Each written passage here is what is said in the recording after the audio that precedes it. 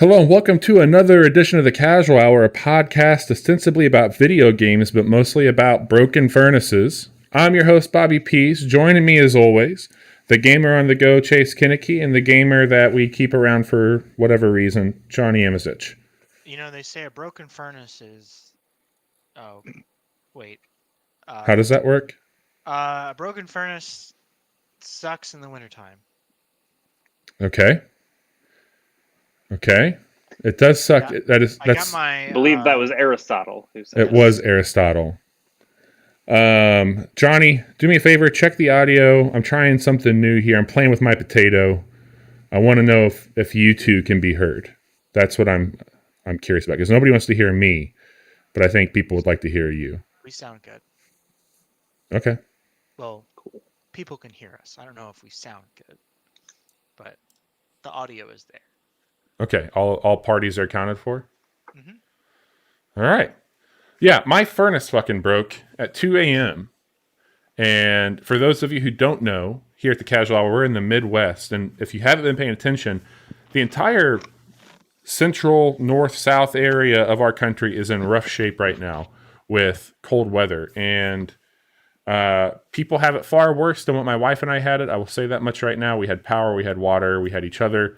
But not having the heat was not ideal. And so today was less than stellar, but luckily we had a nice company come out, fix that, get us back up and running.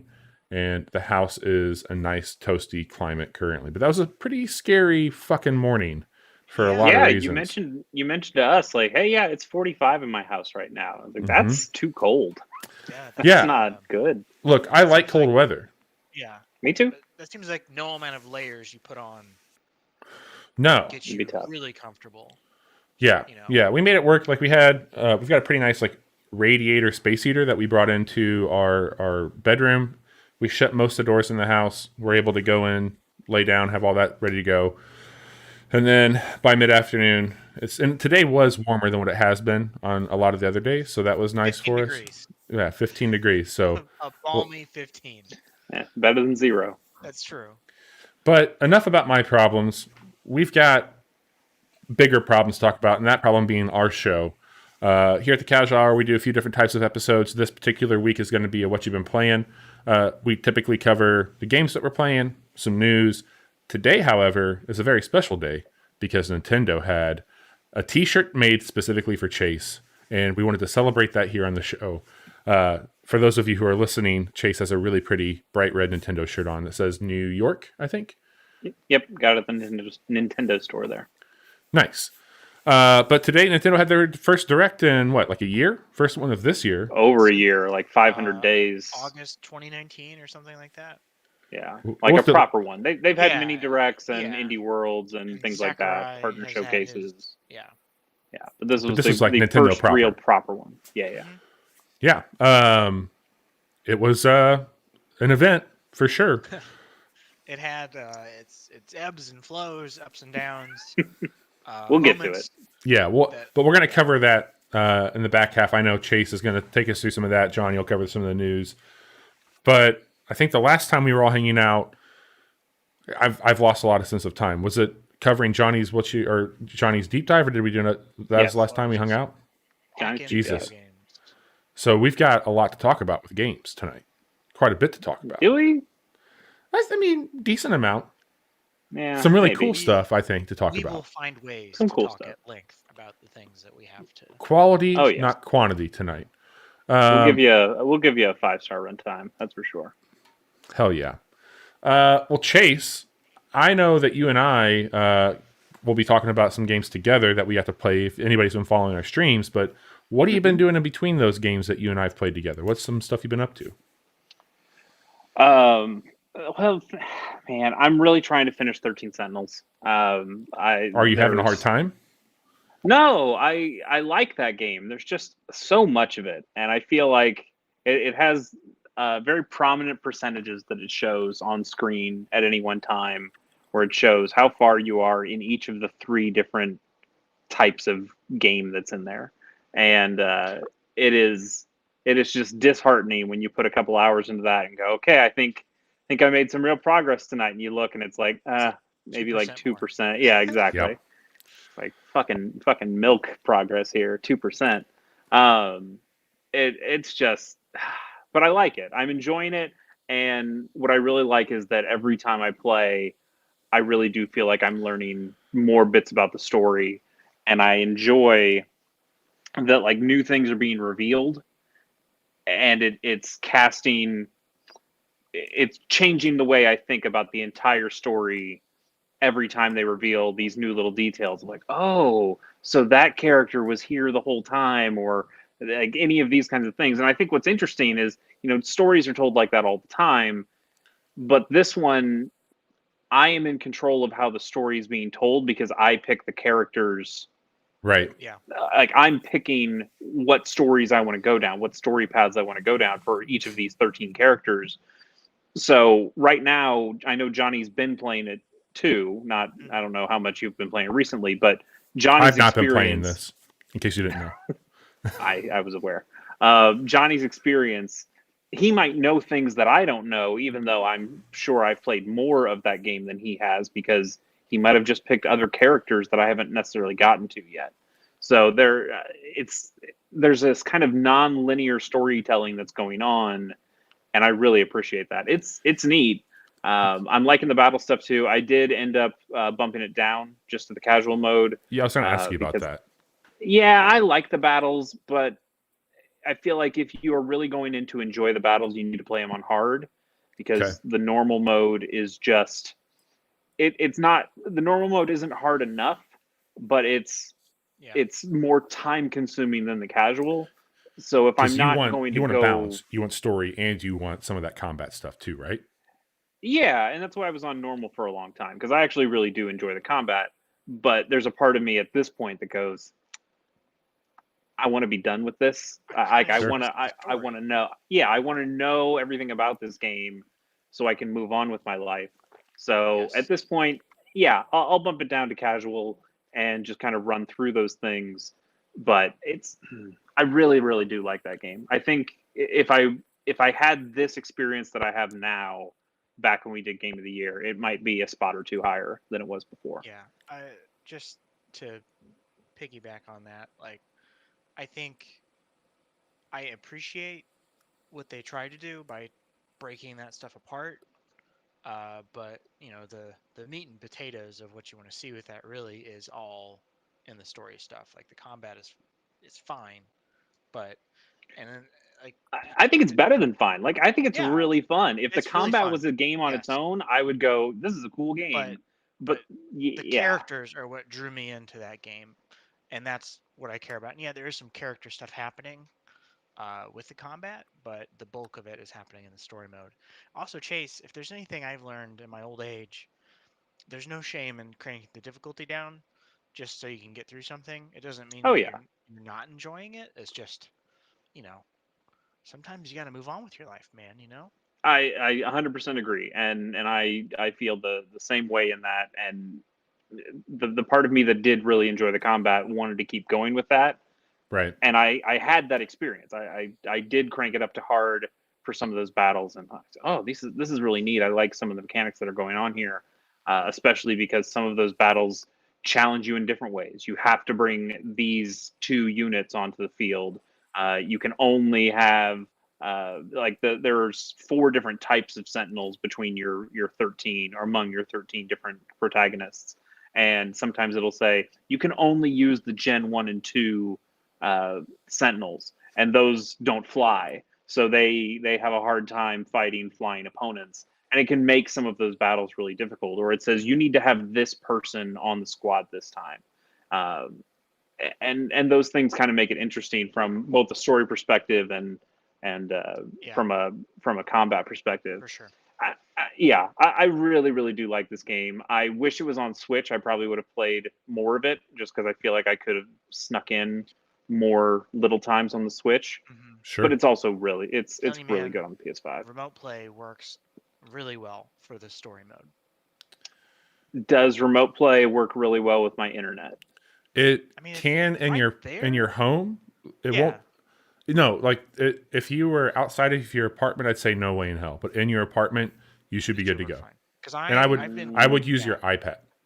I Yeah, I've been downstairs on the couch, and I fire up that remote play app, and I was able to get through a few chapters of the story without leaving my couch. And the on-screen controls are good enough to get through the story mode. I Yeah. mean, you can pair a controller to your phone if you want, but it's not necessary. I've done that a couple of times to play Maybe. like an hour here, hour there, and it works. It works really well. Yeah. Nice, Well, man. So I'm curious. Like, I want to know. I know more about that game than you do as far as the story, because I've had it spoiled to me through multiple sources, just through listening to Game of the Year coverages on things, and I've heard people really nitpick this game. So I shouldn't say it that way. I don't know more about this game than you do. I have an understanding of the story beats. No, yeah, I understand. I think I do have a pretty good idea of the story overall. I think I've cleared three or four characters at this point. I've cleared their storylines, Okay. which, because everybody is kind of on different timelines or pops into the main story at different points, I feel like I have a pretty good idea of how this thing goes across its story as a whole. But there are now just like little things here and there that I'm learning by going into more specific character paths and going, oh, okay, that that guy was never a guy to begin with.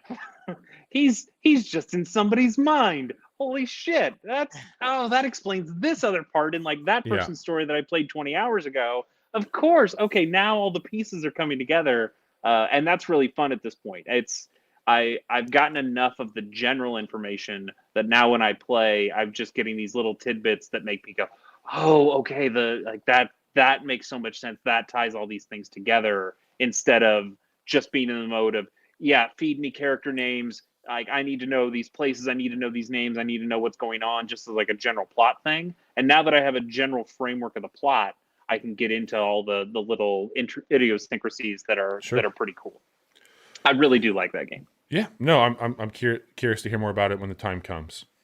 Yeah. What else? What else have you been up to? Well, you know this one because we played it together on a quick look. But I played some Floppy Nights, or at least the Floppy Nights demo that was part of the Steam Game Festival. Yeah. There weren't a ton of demos that I was interested in that were also available on Mac. Most of the demos were PC only, but Floppy Nights was one that was available and that my MacBook Pro could run, and I found it to be pretty charming. It is a real good turn-based tactical game. It's got some card elements to it, and it's just like a light, airy kind of one of those games. It's not too difficult tactically. There aren't a ton of units on the field at any one time. It's actually a pretty small field. It reminds me a little bit, and don't take this the wrong way, it reminds me a little bit of Fire Emblem Heroes, where it's a smaller field, limited things you can do. It's not like a proper Fire Emblem 3 Houses or something, where you have tons of units and the space is huge and there's all this terrain and all this stuff to worry about. It is relatively stripped down in that way, and it lets it play closer to, actually, you know what a better one would be is Into the Breach, where it's just kind of that limited field, and then you have to use they can be creative with the limitations that let you do fun strategic things in there. The demo's not super long. It's only, I think, 4 proper levels and a really easy tutorial. Yeah, it's a small one. Yeah, I mean, it's giving you a taste. It's a demonstration of what this game can be, and I think it's pretty cool. Yeah, I'm with you. I was pleasantly surprised by the overall look of it. I think the mechanics, once you understand how to do it, are fine. But the loop that they're asking you to do is really, really good. And I think that there's a ton of potential. I don't know I can't remember if we covered like where it's going to be released. I know it's currently PC, but yeah, I can't remember. Windows, Mac OS, those are the only ones announced so far. Yeah, I didn't hear a Switch version or anything like that. Although I think it should come to Switch. It seems like a good game for it. But it's got as Bobby said, it's got a really nice look to it. It reminds me a little bit of the Knights and Bikes that Double Fine put out, where it's just kind of cool, cartoony. It stars this, I can't remember the girl's name, but she's a girl with a robot arm that she's built herself. She's kind of a whiz kid in that, but her parents are forcing her to get out of the house and get a real job. And so she's going to try to do these odd jobs as a hero for people around town, with her cool robot arm that can summon kind of these Pokemon-like creatures that can go out and do these turn-based strategy battles, and they're fun. Like they're the little champions that you can put out have different little powers to them, can attack from different ranges, have different abilities, different move. Yeah. And the one thing, and you'll see it if you watch the quick look that we did, that's on youtube.com/the casual hour. Am I correct, Bobby? No, it's not. No? We don't have. Well, it's on YouTube. We don't have that URL yet. We need more subscribers. Okay. YouTube So like gatekeeps that until you So- get 100. So yeah, just search Casual Hour Floppy Nights on YouTube, and then you'll find it. That's You how got we it. get to it. But when you watch that, you'll see that we did run into some UI issues. I think the game is not really good about telling you how to do some of the, like, just visually on the screen, seeing, okay, what am I supposed to click? It puts, when you pick a card from the bottom of the screen that's in your hand, it goes to the left side of the screen. And I could see you doing this, Bobby, and I did it when I was first playing it too. You'd go over and you try to click that card again of, yes, I want to confirm, I want to do that. And that's not what the game wants you to do. It wants you to use that card now just somewhere on the field. So you're supposed to click either on your character or on an enemy on the field somewhere to make those moves actually commit. And those are just little things that I think can be tweaked as they continue to develop this game. But I think it's got some good bones, and the writing I think is pretty fun and clever too. Again, it's like a really light thing. It's not going to replace Fire Emblem for me, but it could be a fun little side thing that I do. I agree completely. Yeah. What else you got on here? Yeah, this last one, Bobby, you're going to help me out on this one. There's a little game called Destiny 2 that came out a little while ago, and I think it's neat. It's not getting much traction out there, but I think it's pretty cool. People I hear. How much time have you spent playing this Destiny 2 game, Chase? If it's just Destiny 2, I'd probably say it's around it might be around the 1,000-hour mark. Okay, so you're just barely scratching chump the change. surface. Yeah. If you add in Destiny 1, let's not add in Destiny. Do we 1. want to do that? Let's please not. Anyway, so the new season came out last week, and Bobby and I graciously allowed Johnny to do a deep dive instead of just taking it over and saying no Destiny podcast. So we'll try not to make it a Destiny podcast this week, but I want to say I think unofficial Destiny podcast since true, its yes, inception. Absolutely. I really like this new season. I think they're doing some really cool things. It certainly doesn't have the breadth of content that like a brand new season or like the brand new refresh, the yearly content that we got with Beyond Light last season. But there's no new planet or anything like that. No. But there is a new activity, the Battlegrounds, which is more or less a horde mode with some different mechanics to it, some objectives that you do as you play through really that. Fun. I think it's really good. Yeah, that's and it's good. all Cabal themed, so you can fight a bunch of Cabal doing that. There's a slew of new weapons, some new armor sets.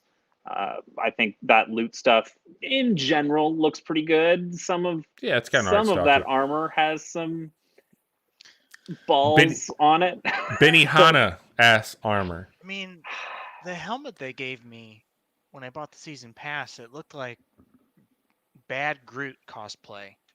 It's not good. Well, I mean, especially for the Warlock. The Warlock, like for me, the Warlock's always hit or miss. Like when it hits really hard. Where I think the Titan and the Hunter especially, always look really fucking cool. The Warlocks struggle. This is a season of struggle for the Warlocks. It's not great. Is that what the season is called? Season of Struggle. Season of Struggle. I mean, I look like I'm about to like be flipping shrimp tails to people on a hibachi grill. That's what I'm dressed up as. Oh, come on. I like that kind of East Asian theme to it. I just don't necessarily like the big ball orbs that are on every piece of armor. Everything's got Destiny's got balls now. Yeah, I'm not. It's fine. Outside of the balls, though, Chase. Yeah.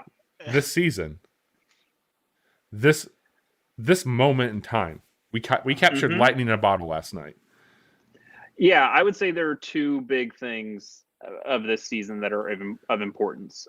One of them is the new seasonal exotic, which is Tiku's Divination, I believe is the name. It's an exotic bow. It's really cool. I think Destiny Maybe the best continues to give us a really good free exotic every season, and this one's no different. Except for you, Tommy's matchbook. Yeah, I wasn't a big Tommy's matchbook fan. I didn't like the electric scout rifle either. I forgot its name. It's a single word. But Witherhorde, A+ exotic. Anyway, so this Tiku's Divination is pretty cool. It shoots 3 solar arrows that can track enemies, and it doesn't do a ton of damage. It just kind of marks them. And then if you hit them with a powered up shot, if you aim down sights as you shoot the next bow shot, those enemies will explode, or it'll do a big explosion damage. And if any enemy dies to any damage, it doesn't even have to be from your bow. It doesn't even have to be from you. It could be your teammate doing that damage. If they're marked with that bow, they'll also have a big solar explosion to it. And it does decent damage, and it can ramp up to do even more damage if you're hitting your shots. It's fun. It's a lot of fun to play with. That's really good. That's very good. Yeah. Let's talk about that mission though, because I know that we got a lot to cover tonight, so I want to make sure that we can be moving into that. Yeah, definitely. So that mission I think is maybe one of the coolest things Destiny has ever done. Agreed. I don't want to spoil too much of it because Johnny hasn't gone through it, and I think we'd like to take him through it. Yeah. But what I will say is that you go to this kind of abandoned Cabal ship because you find a distress call from a Guardian, and it's very puzzle based. That you go through this maze of a ship, and then you get to a boss fight, and at the end of that boss fight, you find something that is very interesting, and then you get this cool new exotic called Dead Man's Tail. New scout rifle called Dead Man's Tail. Presage mission, right? Is what it's called? Yeah, Presage. I'm not sure how exactly that's pronounced, but and I think that's a fun exotic too. It's made by Tex Mechanica, the same people who made the Chaperone shotgun and the Last Word hand cannon. So it's got kind of an Old West Remington rifle vibe really to cool. it. It shoots really slow. It's all about precision shots, and it's got a really good chunky sound to it every time you hit your shots. It's fun. It's really fun. But that mission, I think, is more important than the exotic because that mission is just really, really cool. That is my favorite mission I have completed in Destiny, easily. And you've completed a lot of missions in Destiny. Damn near all of them. And that one is by far the best. And the boss encounter is great. It's not punitive. I don't think, like, some of the jumping shit in Destiny felt like really rough, but like other things that you have to do in it, like the puzzling that they have in it, is really, really cool. And even the puzzling isn't too bad because as long as you have one member of the fire team who can do it, they can mostly open up the way for the other two if the other people are struggling. Well, I mean, once you learn the logic of the mission, it's applied throughout, and it's pretty fun to like use deduction in it because we were brand new to it last night. We were just bouncing around, like trial and error in some locations, and I had hopped in after Chase and Jason had been through it to some degree, and then we all got to a point where we were all fresh-eyed, and it was really cool. It was really, really cool. Had a ton of fun with that. Also, an A+ Star Wars reference in there. Mm-hmm. Oh. Yep. Mm-hmm. Yep. Okay. Very, very much so. So that's basically it. I've also been playing some Super Mario 3D World, but I played that on stream with Bobby, and I know he's played some more after that while I haven't. So I'll let him jump in with that. So, Bobby, how have you been getting on in Mario? Yeah, first of all, man, that was a lot of fun playing with you on stream. Surprisingly, like the first thing I'll lead with, Nintendo did an all right job with something online. There Not was really terrible. like you press two buttons to bring up a menu, and Uh-huh. then you either create a lobby or you search for a lobby. It's a 3-digit passcode you set on your lobby. You put that in, links you up, and boom, Chase was Similar there to in the overworld. Smash, sounds Yeah, like. it was great. We were using Discord, but it does support the Nintendo app for chat if you want to use it. Yes. But no, man, like that game, I think I said it on the stream. I think we've talked about it leading up to its release when we did the February preview. I personally feel that this is the best Mario game that people haven't played, and I think it feels, in my opinion, really good. Outside of one mechanic, I'm going to pause for a second and just lay heavily into Nintendo for a moment. If it had touch on the Wii U, it doesn't need to have touch on the Switch. And when you design a console to go into a fucking dock and also Yeah. be out of the dock, there's not a great way to make that fucking work. So, tilting my fucking controller around to try and do quick taps on the screen, not ideal for gameplay, and it fucking sucks. Okay. But this I'm game's really hearing good. you. I'm hearing you. But what if we did it anyway because we're Nintendo? It wouldn't be the first time you piss me off. Hey, you know what? I will get into it in the Nintendo Direct, but I think Nintendo is somewhat learning their lesson about how their innovation of the past of touch screens and motion controls, how those need to be updated a little bit to work on modern consoles that don't have those things as on the forefront. Yeah, We'll talk about it. I think Yeah, that those platforms that you have to touch it, and honestly, if you're playing it in handheld mode, totally fine. You Yeah. can use the touchscreen on that and make those platforms pop out, no problem at all. But if you have it docked, that section was hell. yeah, it was not great. Chase, you and I played through all of World 1, a little bit of World 2. I really like that this is in my opinion, I think you mentioned on the stream also, kind of a greatest hits of some of the things that worked across various Mario games. I like the semi 2D, semi 3D moments that the game has. And I like the elements it brings. This was one of the games that my wife and I played on our Wii U.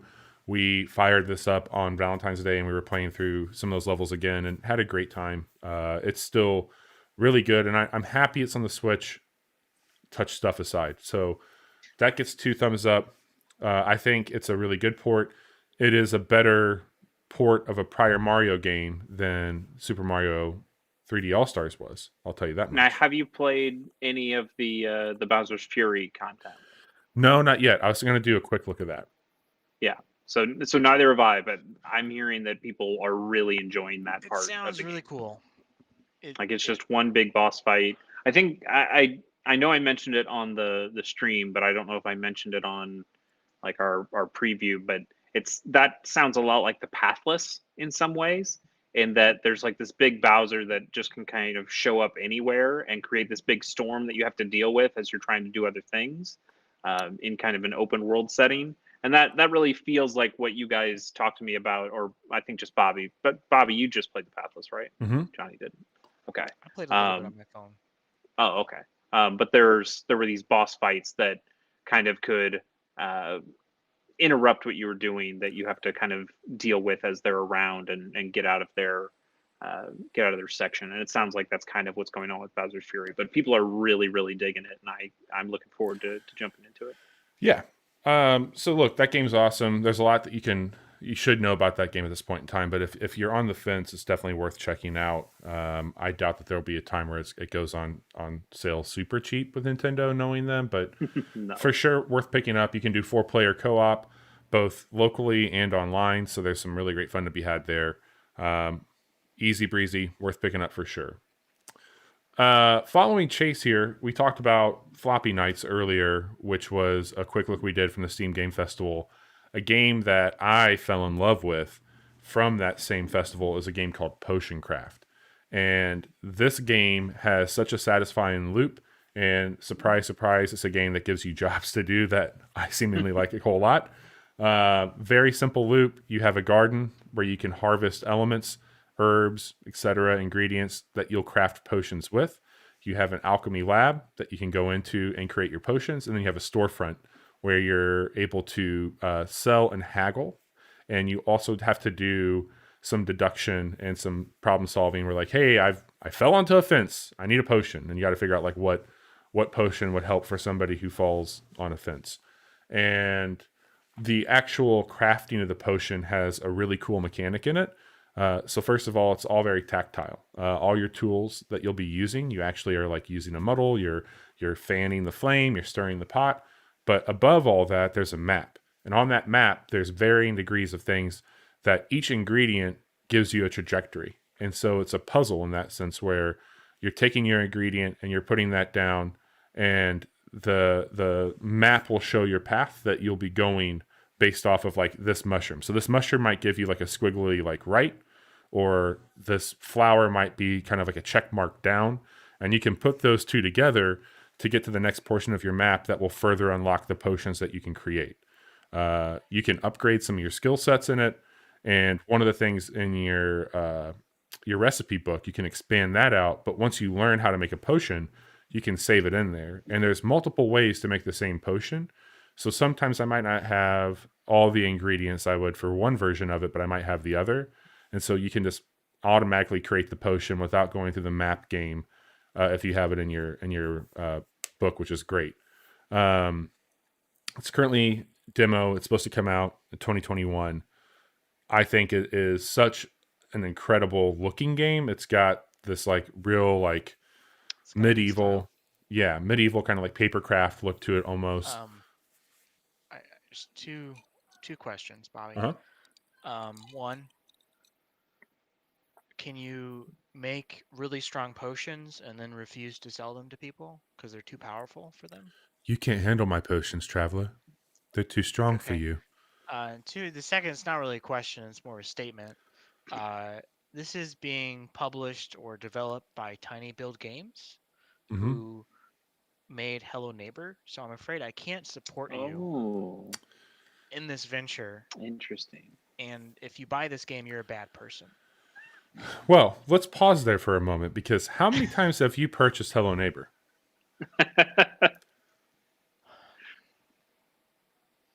So, Bobby, it looks like you've also been playing.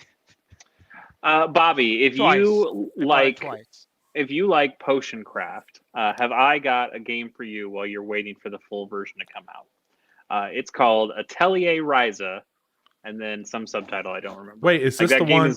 Is this that horny anime game? It's not horny. It's very wholesome, more specific. actually. Yeah, you would have to be more specific. But no. Ryza's pretty wholesome.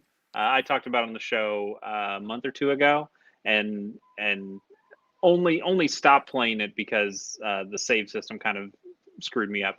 But that game is absolutely like that series is all about alchemy. And honestly, the alchemy kind of works in a very similar way to potion craft. I should have mentioned that on the quick look that we did, but it is very much I put these ingredients in, and it opens up the potion map to I can now put something else in here because I've now like made this tree, and then I can get to these different points that say, now I can actually turn these materials into a scythe that I can use to go pick up things for other materials that I can use for that. So, I mean, I'm not you would not enjoy Ryza because it is very anime. From pantaloons to panties, we've got you covered when it comes to potion crafting here in the casual hour. You've dipped your toes in anime with Persona, but I don't think you're ready for Atelier Ryza. But maybe for people who do like Ryza, maybe they would understand that. The potion craft in potion craft is actually pretty similar to the way Ryza uses its alchemy. Potion craft, very fucking cool game. Can't wait to pick that up. Hello Neighbor aside, it's very good. And then the last game that I've been playing, and really this is all I've been doing the last week, and Johnny per typical Bobby and Johnny fashion, fell victim to Hey, you should my. buy this game. Okay.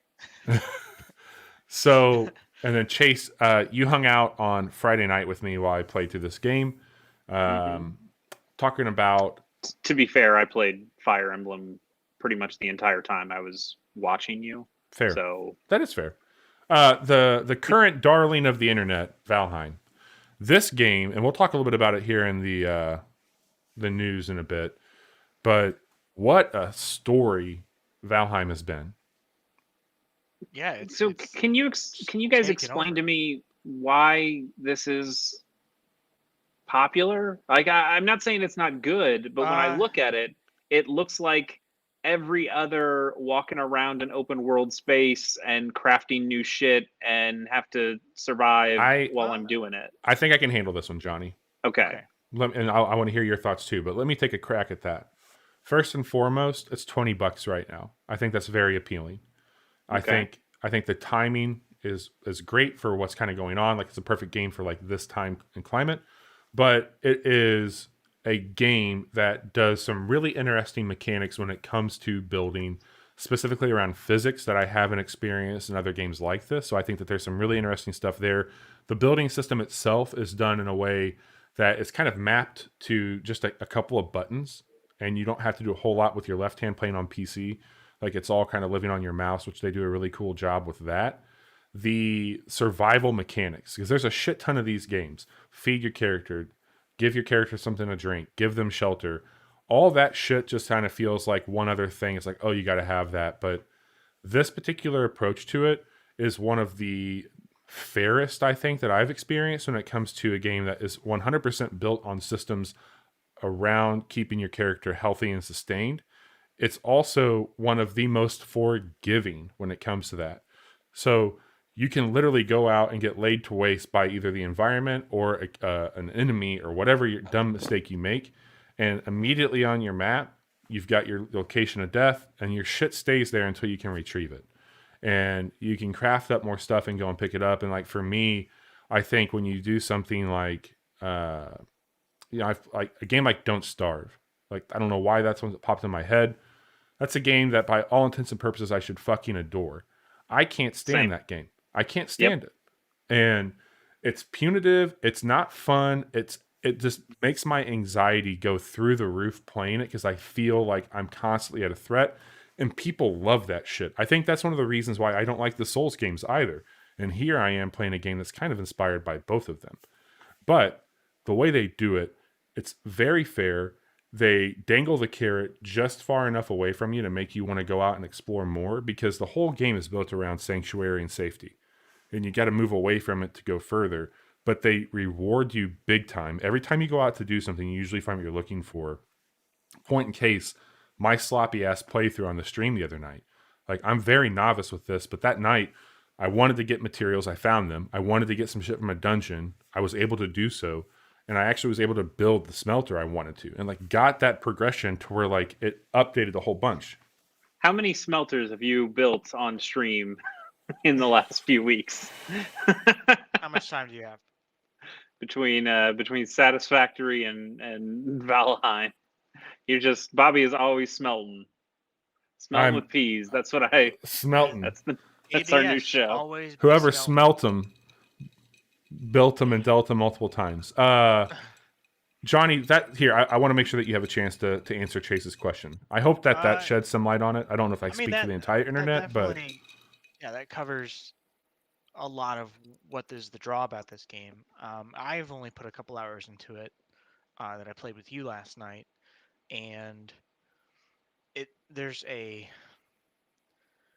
unique style to it. So if you go to the developer's website, and their name escapes me at the moment, it is 1 second.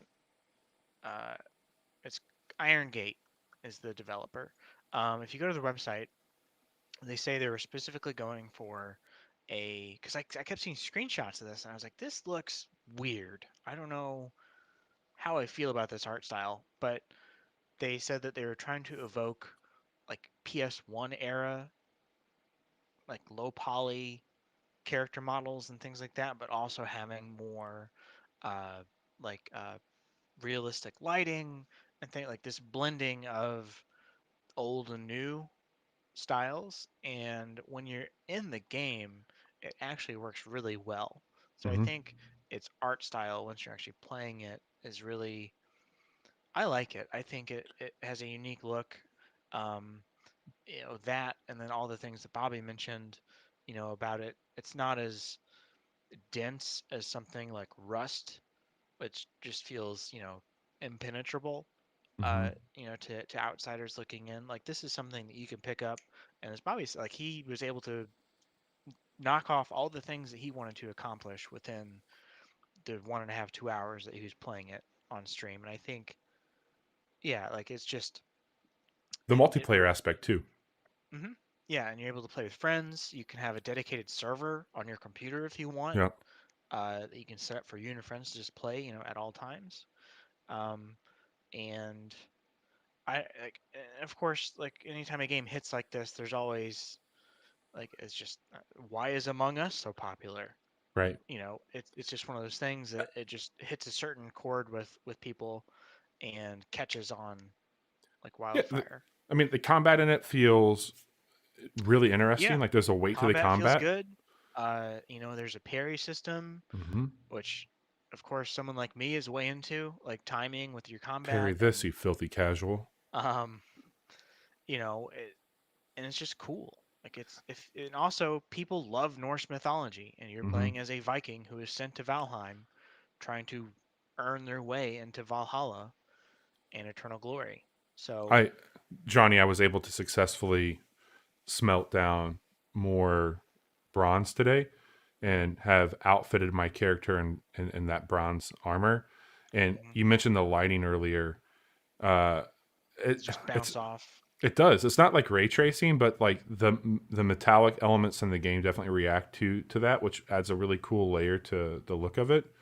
Um, I've heard I read an article today on PC Gamer that the difficulty curve is rather sharp in this game, and Hmm. that they give a lot of people some fake confidence in that first boss encounter. Because I Before was they like, just get their shit oh kicked in.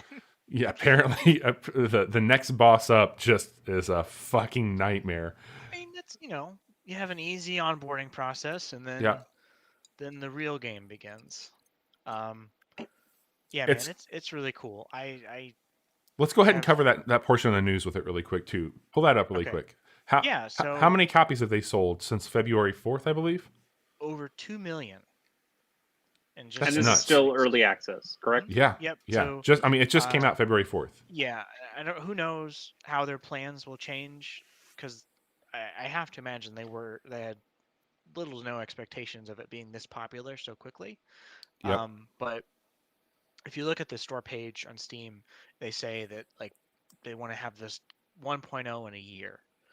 Uh, and like so far, a lot of it doesn't feel super early access. And I feel like this is a trend that we're seeing with more of these early access games where maybe it's only in early access for about a year, year and a half before it's 1.0, rather than, playing like an alpha of a game.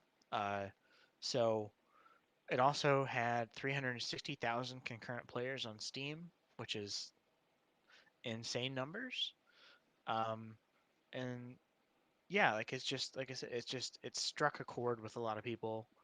Um, and the studio, it's awesome that small studios like this are able to put If something out that resonates so much with people, and they can continue making this game and make other games in the future. what I Um, hope they do with that money is one, definitely like recoup their costs, of course, but if there was like a wish list, so to speak, kind of like a mhm. Kickstarter like stretch goal, I'd love Yeah, to see crossplay bring it to console, let people come together on servers, have a good time with this fucking game like Minecraft is. And I think that would be really, really cool. yeah, like this, they could with this money, they could pay someone to make the port for this Hmm. game to other platforms for them. Uh, it's a life-changing amount of money that they're probably making on this, and I'm interested to see what direction they go and what else they're able to, like you said, add. Yeah. Uh, now that it is an overwhelming success. Yeah, totally. That's it, man. Like Valheim in a nutshell. I think that this might be a game that I stream for a while. I'm feeling that way. Like this might be a fun series, kind of show some progression. And now that Johnny's playing, it might be something that he can hop on with me and do. I might make this for the next couple of weeks, like my Monday night game, to kind of show some progression on what that looks like. But I'm really enjoying it. At this point in time, I'm getting to the point where I'm going to hit that difficulty curve pretty soon. I know where I'm at in the game. I know what's next. So we'll see how that plays out. But having a good time. There's definitely something cool here for sure. Yeah, I toying with the idea of setting up that dedicated server so we have a place that Yeah. we can play whenever we want. That'd be great. Yeah. Johnny, what outside of Yeah. Valheim, what have you been playing? The last couple weeks I haven't been playing a ton of games. I was spending time researching and writing things up for the deep dive we did last week.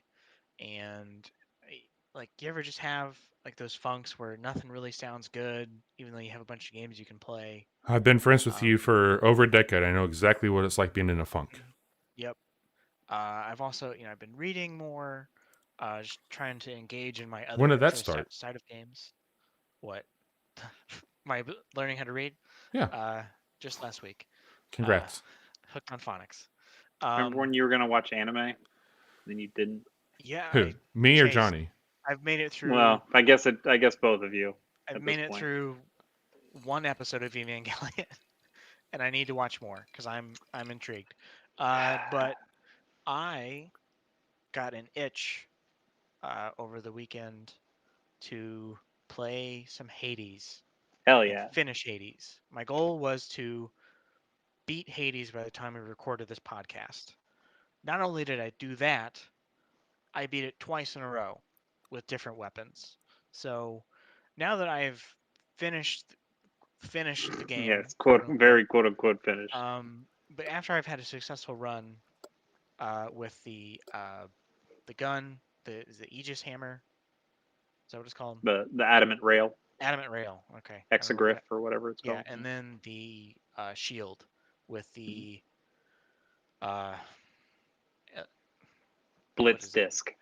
Yeah, with the it's like a saw blade. Yeah. Ultimate Frisbee. So, yeah, and man, that thing is fucking rad. So you Bobby, you made it to Hades? Did you beat Hades? I did not finish the fight with Hades. I got to the second half of the fight with Hades. Okay, fake gamer. Yeah, I was getting to the point like not enough smelting in that game for me to stay connected. Yeah. No smelting, no sale. That's what I say. So I picked it up. I got it on the Switch. I have it on PC. I was kind of bouncing back and forth between the two of them.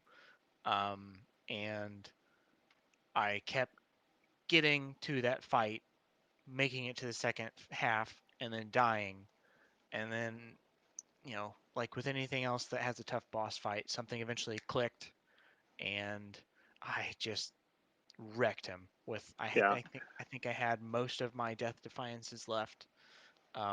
Whenever I think that's what it is. Like it's almost that it's not that fight got any harder or easier. It's that everything before got easier, especially getting through that stuff with the satyrs and all that poison. Mm-hmm. If you can get out of there with a couple of Death Defiances, getting to Hades, getting through the Hades fight isn't the worst thing in the world. But so often runs just get decimated in there with all that poison garbage that happens and all those lasers, and it just ruins good runs. So if you can get through that part and not be in too bad a shape, I don't think the Hades fight is the worst thing. That second form is kind of a bitch, but I think the Minotaur and was it Theseus? Yeah, is it Theseus? You might be right. I can't remember. Yeah, that fight continues to suck. I struggled with that one way more. Like it took me way more tries to get past them than it did for me to beat Hades. Right, like the Furies, like any other boss fight that's in there, I feel like I got way better at. The Furies, none of them bother me, even if I have to fight all three. You know what bothers me? I get through these.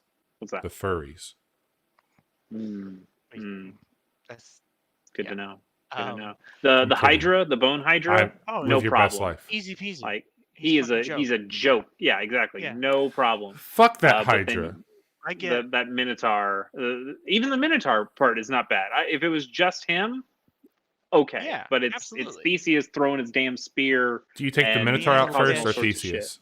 I fucking hate Theseus. He stands there and talks shit, and then he throws like he just doesn't engage you in combat. He just runs Yeah. away because he's a little bitch. I would love.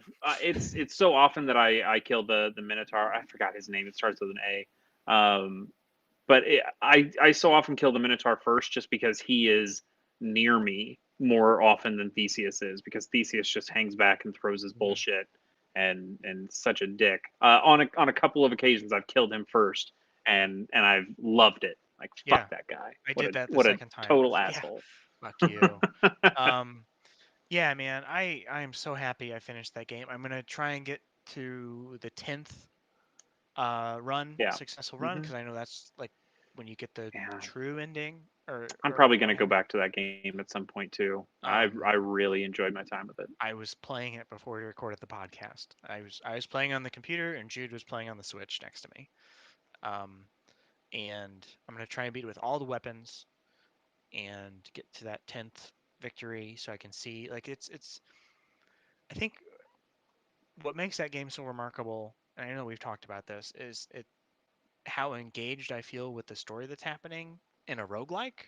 And like even though I knew, like having listened to Game of the Year podcasts that go into more detail about the story stuff, it still is very affecting once you finally get through it. Because you've been there with Zag as you've been struggling to escape from Hades, and it was on my 51st or 52nd attempt that I got through it. And I know my Steam hour count, and it may be inflated a bit, like because if it's been sitting at the pause menu. But I played that game for almost 60 hours, and I don't know how long I played it on the Switch. So Damn. yeah, it's That's a one lot. of my favorite games Yeah. ever. I don't know. Yet not our game of the year. I look. Chase is Act not a of fan God. of our stuff. Yeah, I love Final Fantasy VII. Hades got robbed.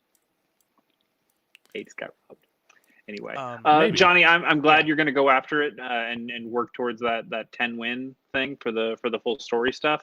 I think maybe even more important than unlocking the story stuff is unlocking some of those new aspects for the weapons where they just can change them completely.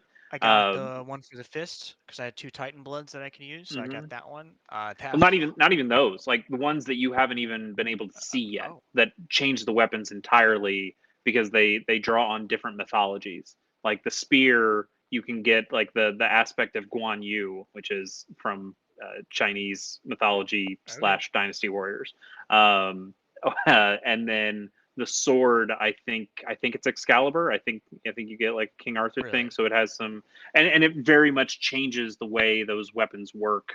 Interesting.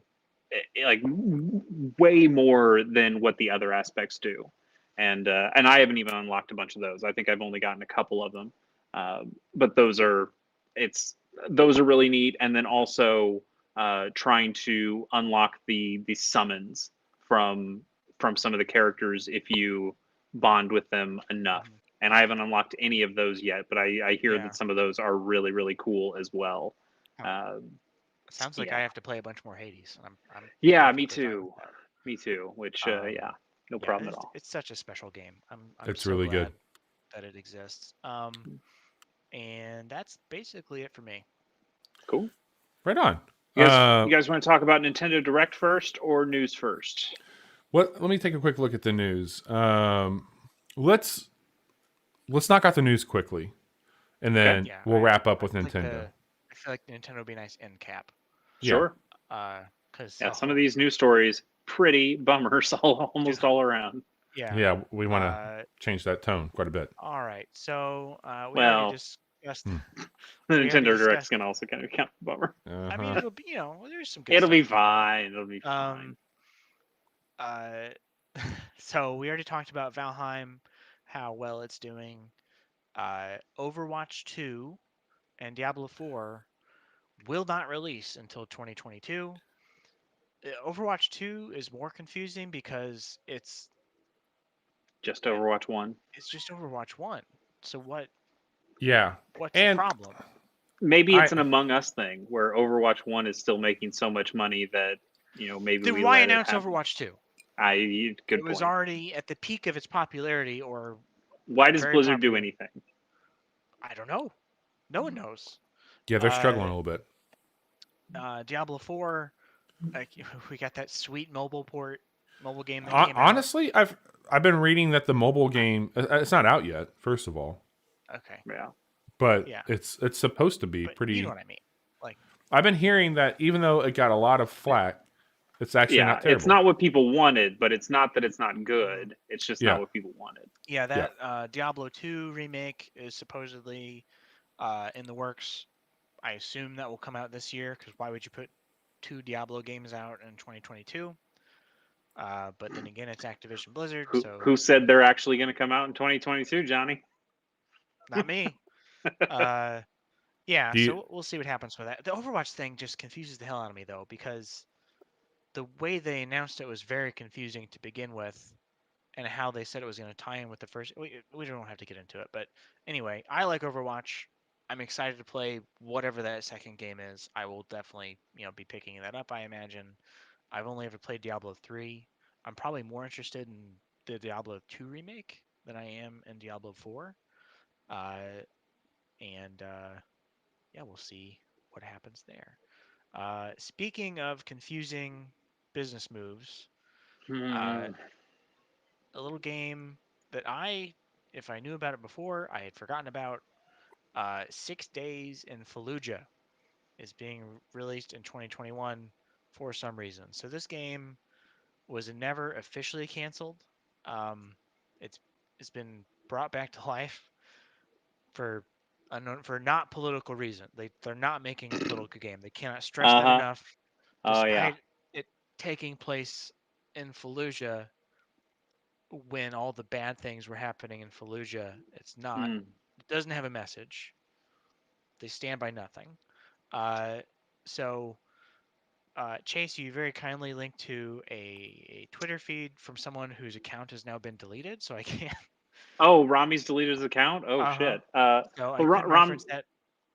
Okay, well, Rami Ismail is one half of, or was one half of the of Vlambeer, who you might remember from all those fun games. Um, yeah, he had. I think so. Over the course of this week, I think he's been getting increasingly frustrated. Rami's Egyptian, not Iraqi, so some people are like, "Why are you care so much about a Fallujah game?" But he is also maybe the most prominent game developer of any Middle Eastern descent. Mhm. So he kind of ends up de facto speaking for a lot of those people, and it is kind of gross. It's more than kind of gross. It's super gross how this stuff has been going on, and how the developers are trying to say no, it's not political, because it, come on, fuck off. Then make a um game that has the story you want to tell set in any other conflict. Like, yeah don't like. What do you think is going to happen when you say, "Oh yeah, we're making this game it's set during"? this is just a fucking Fallujah. mess. It's a Like, yeah, mess. It's a it's a mess. bad It's a idea mess. all around. Anyway, to put a bow on the Rami stuff, I assume he deleted his account because today, in fact, he has continued to be frustrated, and now was also frustrated at the game's media for not bringing in any voices of people who weren't like of, especially of Middle Eastern descent. Like, mhm. he hadn't been asked for comments. He hadn't been asked to direct to other people. And because he is that prominent figure, he's kind of the voice that you talk to, or at least indirectly find sources through. And he was commenting some stuff, and people were shitty about it, and I think he got sick of it, and just and deleted his account. I assume he'll be back at some point. He is his voice matters a lot in the games industry. He's able to Totally. put a spotlight on a lot of developers who would not normally get a spotlight. So I hope he comes back. it is frustrating that he's obviously very passionate about people of his background who get treated in lots of different ways. Like one of the running jokes, because he does a lot of flying around to different events, is Rami getting stopped at the airport because he is Middle Eastern descent with a large beard, and he's going to get stopped at the airport. He has a tracker for where he gets stopped, how long those checks take, those random checks. Anyway, that's not necessarily the story. We're talking about this 6 Days of Fallujah game, which is also sickening in its own way. Yeah. It's just it's not like we've been through enough of this with Call of Duty. I don't think we need more stories in this, especially if they're just going to be told with another America hoorah. I could give two fucks about that at this point in time, and it's a sad fucking here in the chat. I'll just quote it. It's almost like the new owner of the game wants to grab attention, whispers, because maybe the game is trash. Yes, like absolutely. But why put the time into making it like complete and public? Like, why? I think that right now, like this game had already had legs on it from a development standpoint.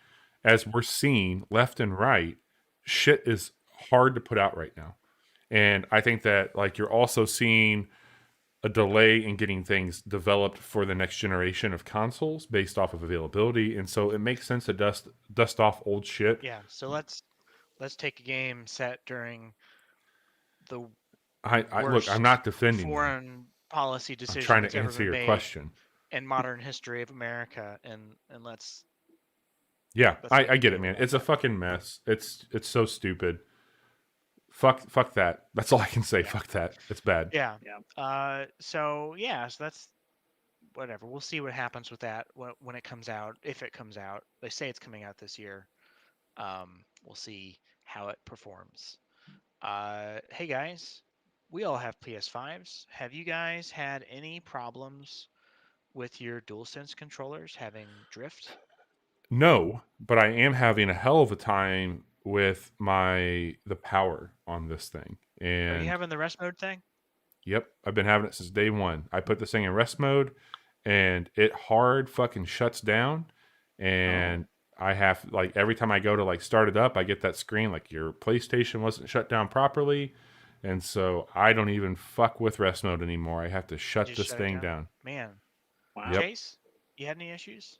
I've had zero problems. I think my only real problem is that the touchpad part is like when you on the front on the top of the controller, I guess. Yep.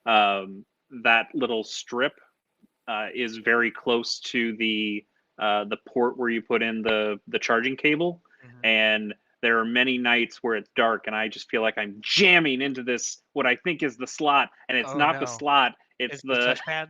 It's the seam for the touchpad. Oh no! And I have to go. Wait a minute, that's not where that fucking goes. We've all but been other than there. that, no, I've had zero problems with my PS5 or my DualSense. Yeah, I guess I'm one of the lucky ones. Same here. I keep knocking on wood because I'm like, man, I keep this thing in rest mode at all times. The controller, I've had nothing but good things to say about it, but apparently there are enough people having problems that a class action lawsuit has been filed.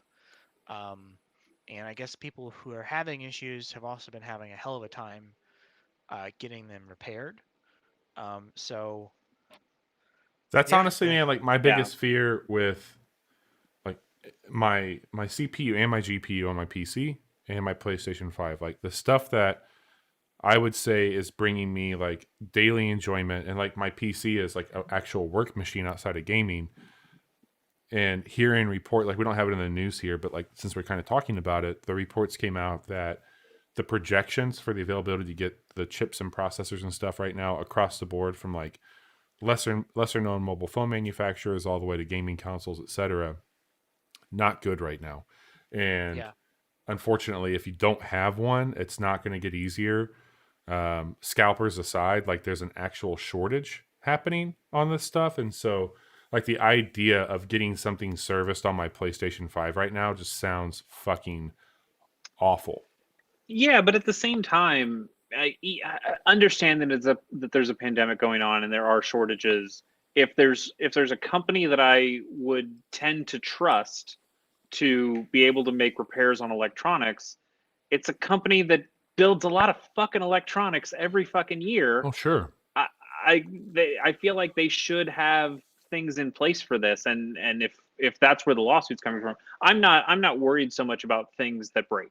Things break all the time. Like Yeah. just some stuff. Sometimes things are defective. That sucks. But I think the real problem is when companies won't own up to that, or will purposefully make the problem worse in some Sure. Yeah. ways, or say that they're doing something and not doing something. Cyberpunk 2070. Sorry about that. God, it's real Hey, bad. save your cough. $60 and to spend 20 and get Valheim. It's a better video game than Cyberpunk. I did save my $60 because you bought it for me. Merry You bought the Christmas. game. You still can't buy that fucking game. You can't buy Yeah. that game on PlayStation. I Yeah, keep sorry. forgetting that, and that's insane. It's crazy, right? It's Sorry. crazy. I'm sorry. I don't want to derail here. You were saying. No. I mean, hey, Uh, it's never derailing if we're shitting on Cyberpunk. God Yeah. damn. Yeah, man, it's like I said, I've been very fortunate, but apparently enough people out there having issues that a lawsuit's been filed. Yeah. You want me to take this last one because I added it there, or did you read the story for it? So I saw this in a Reddit post I did. Okay. last week, Yeah, and I love was this story. I was It's like, oh, that's funny. God. And then it got picked up by news outlets, and some tricky developer named themselves very positive to As get, they did the Lucille Yeah. Bluth wink Mm-hmm. to Valve. Yeah, so if you don't know, if you're not familiar, if you don't use Steam, when you go to the store page for a game, it has the reviews, the developer, the publisher, and this person named, like, all that stuff is listed, in a little compact text really closely to each other. And it's Some- color coded too. Like it's Mhm. it's really it easily draws the eye because Yep. there's colors there. And when you see reviews on Steam, the reviews specifically, if it's positive, it'll be blue. If it's mixed, it's orange, and if it's bad, it's red. And it splits it up between recent reviews and all reviews. Wait. And then underneath that is the developer and publisher, and Which are those blue. links are always blue. Yes. So this absolute Are you saying that they got in galaxy trouble brain. for this? Yeah. Oh yeah, they did. got But I this got some. Galaxy, I better this go and Galaxy- undo some shit for the show. This Galaxy Brain developer named their developer and publisher as very positive. Mhm. So it shows up very positive in blue, just like it would with the so reviews. good. And if somebody's not paying a lot of attention, because it's like, easy just to see, oh yeah, that's blue, so it must be very positive, Yeah, people like this game. Let me buy and it. you just pick it up. And the game's not even important. What's the game called? Like Emoji Evolution or Emoji something Evolution. like that. Yeah. It's very positive. And the developer who English is not their first language, but even the developer says, like, this is not my best game. Like it was kind of funny. And I just kind of tried to game the system a little bit, thinking like, oh yeah, like it made sense. It seemed clever. And now that it's gained a little bit of prominence, Valve said, no, Yeah. no, you can't do that. And pack your shit. they have, I think they've taken down the game, and they've at least temporarily banned the developer from putting games on Steam. So Hey, it didn't quite work out in his favor, but man, I appreciate the hustle. What a silly... fucking great story. You gotta make that bread. You know what I'm saying? I love it. Oh my god. God. That's so good. That's so good. That rounds out my news. Let me hand it over to my co-anchor, Chase Kinnicky, our reporter in the field. Chase, resident Nintendo enthusiast. Yes. Oh yeah, that's me. So I'll say we like we mentioned at the top of the show, this was the first proper Nintendo Direct for over a year and a half.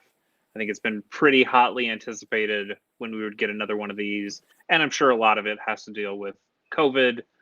throwing everyone's schedules into complete disarray. The schedules for how this direct would be produced, plus how getting developers to actually continue to make their games, to be able to make assets to provide for a show like this.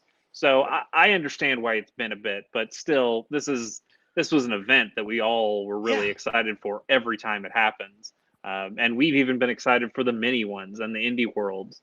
But this is the one where we were thinking, okay, big things are going to happen. And I would say on the whole, big things didn't really happen. But I think there's enough fun, smaller stuff and a couple of big things that it was a relatively decent way to spend 50 minutes. Well, at least 45 minutes, and then maybe the last 5 kind of went off the rails a little bit. I definitely did not enjoy this one as much. We enjoyed a lot of it Peaks in the and valleys, moment, Bobby. and then there was definite. Anyway, we'll get into it.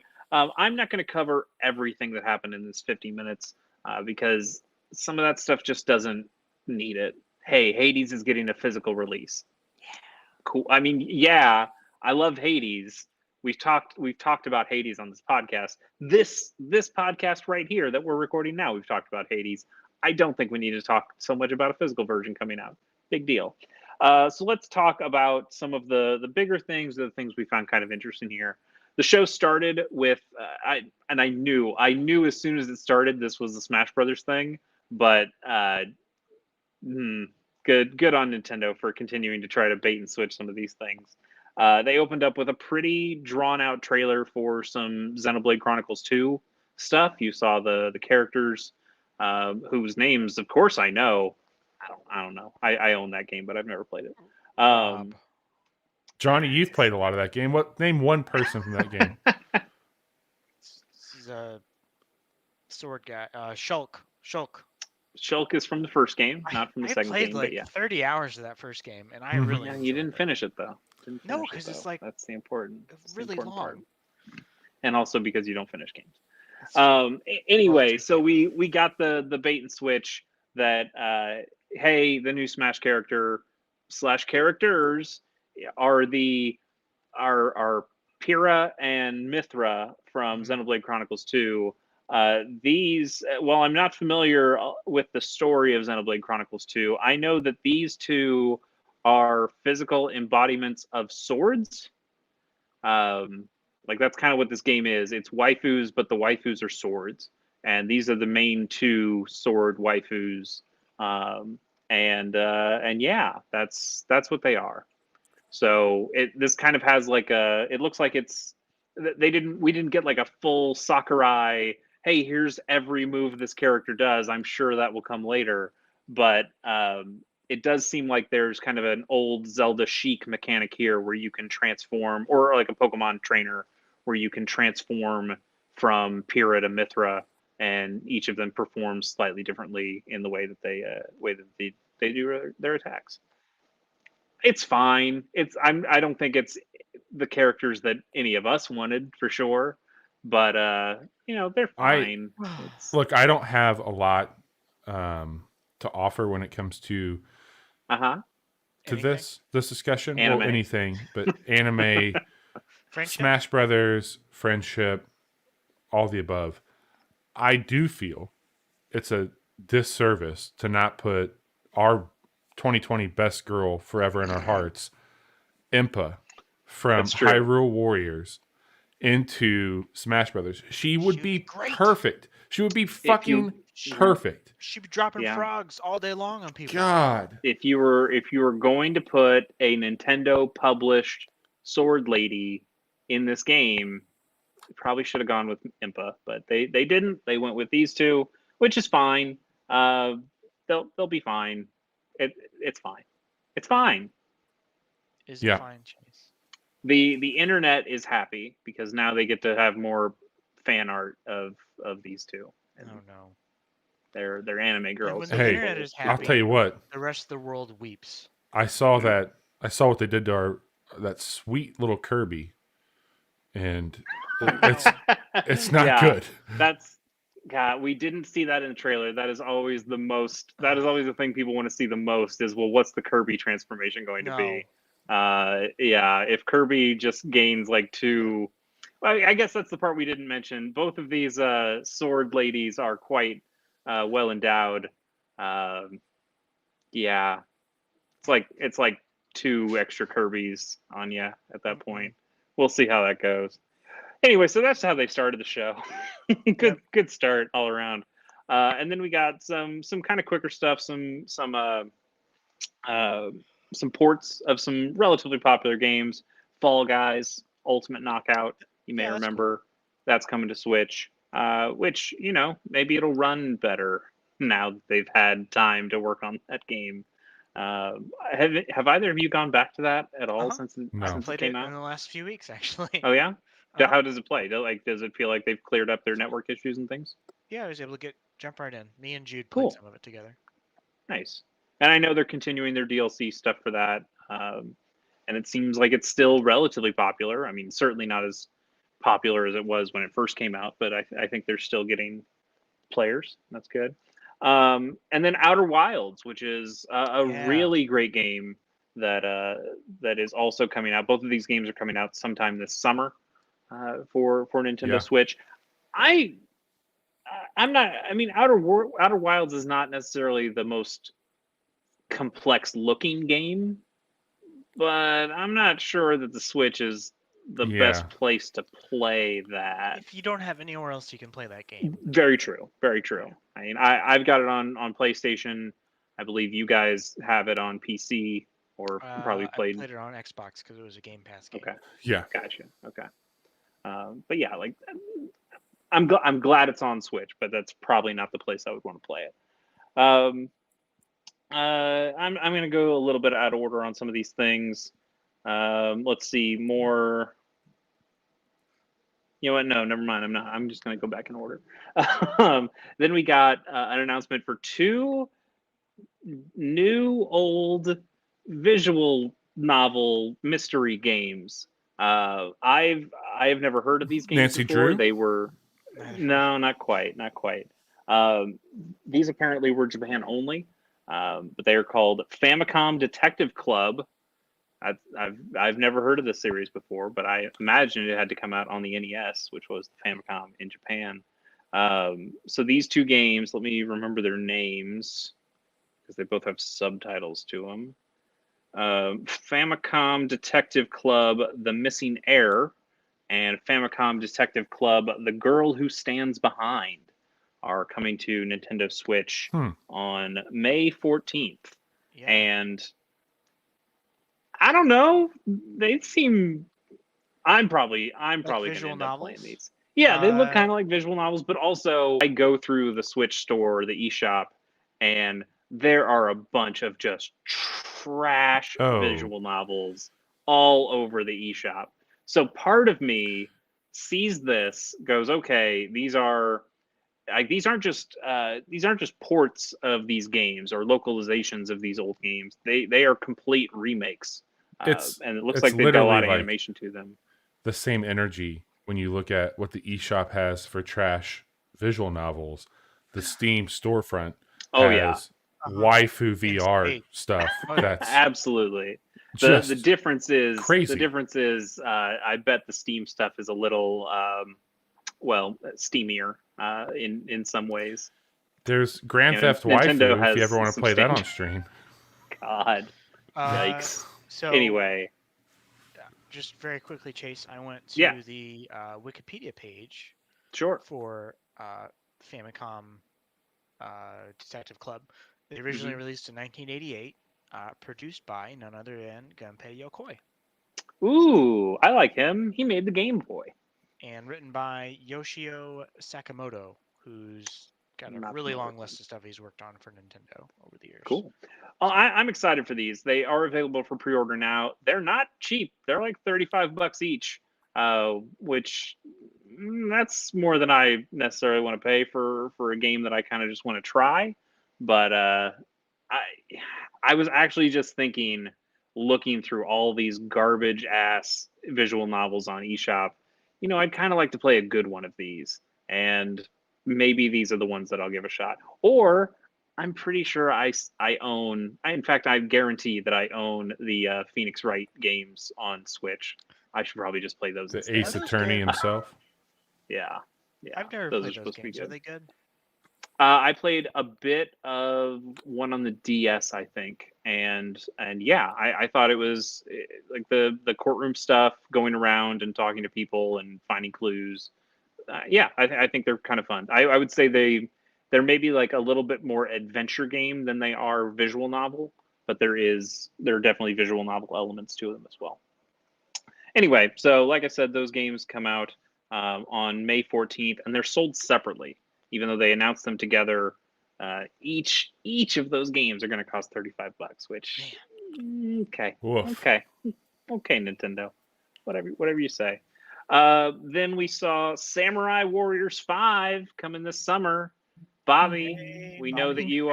you are Dynasty Warriors editor here on the Casual Hour now after Hyrule Age of Calamity, so I'm sure you're going to pick this one up, right? Well, I've already committed to another Warrior style game. It's true. I don't know if I have it in me to do 3 this close to one another, but I'll try my best. Yeah. I've already broken my rule of 1 Warrior style game per system at this point. In fact, I've broken it twice, and I'm about to break it 3 times with Persona. Hey, fool me once. Shame on you. I'm more of a Dynasty Warriors fan than a Samurai Warriors. Dynasty Warriors first. I appreciate that cast of characters. I'm not saying that the Samurai Warriors are bad. You know, Nobunaga Oda is a great character. I think they do cool stuff with some of those guys. I've played the Warriors Orochi games, which kind of combines Dynasty Warriors and Samurai Warriors together. But you can't beat Zhu and Cao Cao and Zhang Lao and Zhang He, and I can just keep going. Zhang Fei, Guan Yu, as we mentioned in Hades. You know, there's so many. Dion Wei. You want me to keep going? Liu Bei. I would like you to Zhao keep going down the Yun, list of games to cover. Zhou Yu. Okay. Well, I guess I'll stop. Then there's another localization that's happening for the first time ever. Legend of Mana, which was originally a 1999 role-playing game made by Square Enix for the PlayStation 1, and that is getting a Switch port / remaster. Like it looks way better than PS1, so I think they actually did a little bit of work to it. I have never seen this game before. It is part of the Mana series, but it's like a spin-off. It's not one of those first 4 games. Yeah, I don't know. I thought it looked good. I thought it looked really crisp and clean. Yeah, they did some updates to some systems around like the audio of it. It looked like, and the overall visuals. They have some mini games that look like steps in it. It looks like if you're into this shit, like it's a pretty good one of those. Yeah. Then there was some Monster Hunter bullshit that we can skip over. God, that looks so good. It's a big spider in it. I saw. I like. Yeah, it's gonna be okay. I'm looking at all those monsters, and I'm thinking, like, man, like what elements would they bring over the armor? And I was also looking for some of the sword play, or I'm sorry, the hammer play that they were doing, and I saw a couple hammers that looked really cool in that. That game is locked and loaded. I want it to get here. I cannot wait. And that's soon. That's March 26th. That's yeah, that's coming around the corner. So I'm very, very excited. Cannot wait to play a lot of that. You know, I watched that trailer and looked at those monsters and thought, I wonder if that one's going to be in Monster Hunter Stories 2. Fair. Which they didn't mention. Could be. Very sad. Very sad. Anyway, moving on. The next game, I think there's one game I liked more, but I think this is definitely Bobby's game of the show, and that is Mario Golf Super Rush coming out June 25th. God, that game looks good. It looks fucking rad, man. It looks so good. I've very much enjoyed the Mario Golf series over the years. I don't think I've played one since the N64. It's been a long time. I would say they've gotten worse since the Mhm. N64 version and the Game Boy Color version. Color version was the best. Yeah, well, they came out at the same time. They had functionality between each other. They that was where they kind of peaked in that era, and then they've been okay. The 3DS one honestly was really good, but this one seems extra promising for a number of reasons. One of them is there's kind of like they've combined Mario Kart and Mario Golf together in Yep. this kind of speed golf mode where everyone plays at the same That time. looked like a trip. That does look really fun. So like you hit your ball and then you run to your ball and then you hit it again. But there are also movement powers, like Mario can get a superstar that can make him invincible. Peach had some kind of like rhythmic gymnastic thing that let her jump a little bit more. Yoshi can roll on a big egg. Luigi like just that death stuff- stares at you as you go by him. yeah. It looks like a lot of chaotic fun for like a much different way to play golf. But also, it does have the very slow, methodical play. It showed that there are ways to line up your shot in the way that you want and to check a lot of the variables, wind and grade of the ground and things like that. And then the thing that I was most excited about is that you can build a Mii, and the Mii is part of a new story mode, which they haven't had like a real story mode in one of these for a while. This reminds me a lot of the Game Boy Color version, which is the best Mario Golf game they've ever made. So that's really exciting to me. Yeah, that'll be really fun, and we don't have to wait super long. That's June 25th, so not too bad at all. Yeah, that was a very cool moment for me, and also just really good. They didn't say specifically, but I have to assume this is Camelot making this because they've made all the other Mario Golf games, and I really like Camelot a lot. I wish they'd make another Golden Sun. I like but Camelot. yeah, good. Yep, well done. Then Bobby's favorite game, Tales from the Borderlands, is coming to Switch March 24th. You know what? That's not fair. Tales from the Borderlands is halfway decent. I've played through at least one of those chapters, and I Is think she it's in it? No, she is not in it. The one who shall not be named. No, you're safe. You're safe from Miss Tiny. But also it's Borderlands, and at this point, I just cannot be bothered with Borderlands stuff. Nope. I don't think I've bounced off a game as hard as I did Borderlands 3. And you convinced Chase to buy it. You motherfucker. On the platform that he hates. And I gave him Cyberpunk 2077 for Christmas. Yeah, you are really... That's a better game than Borderlands 3.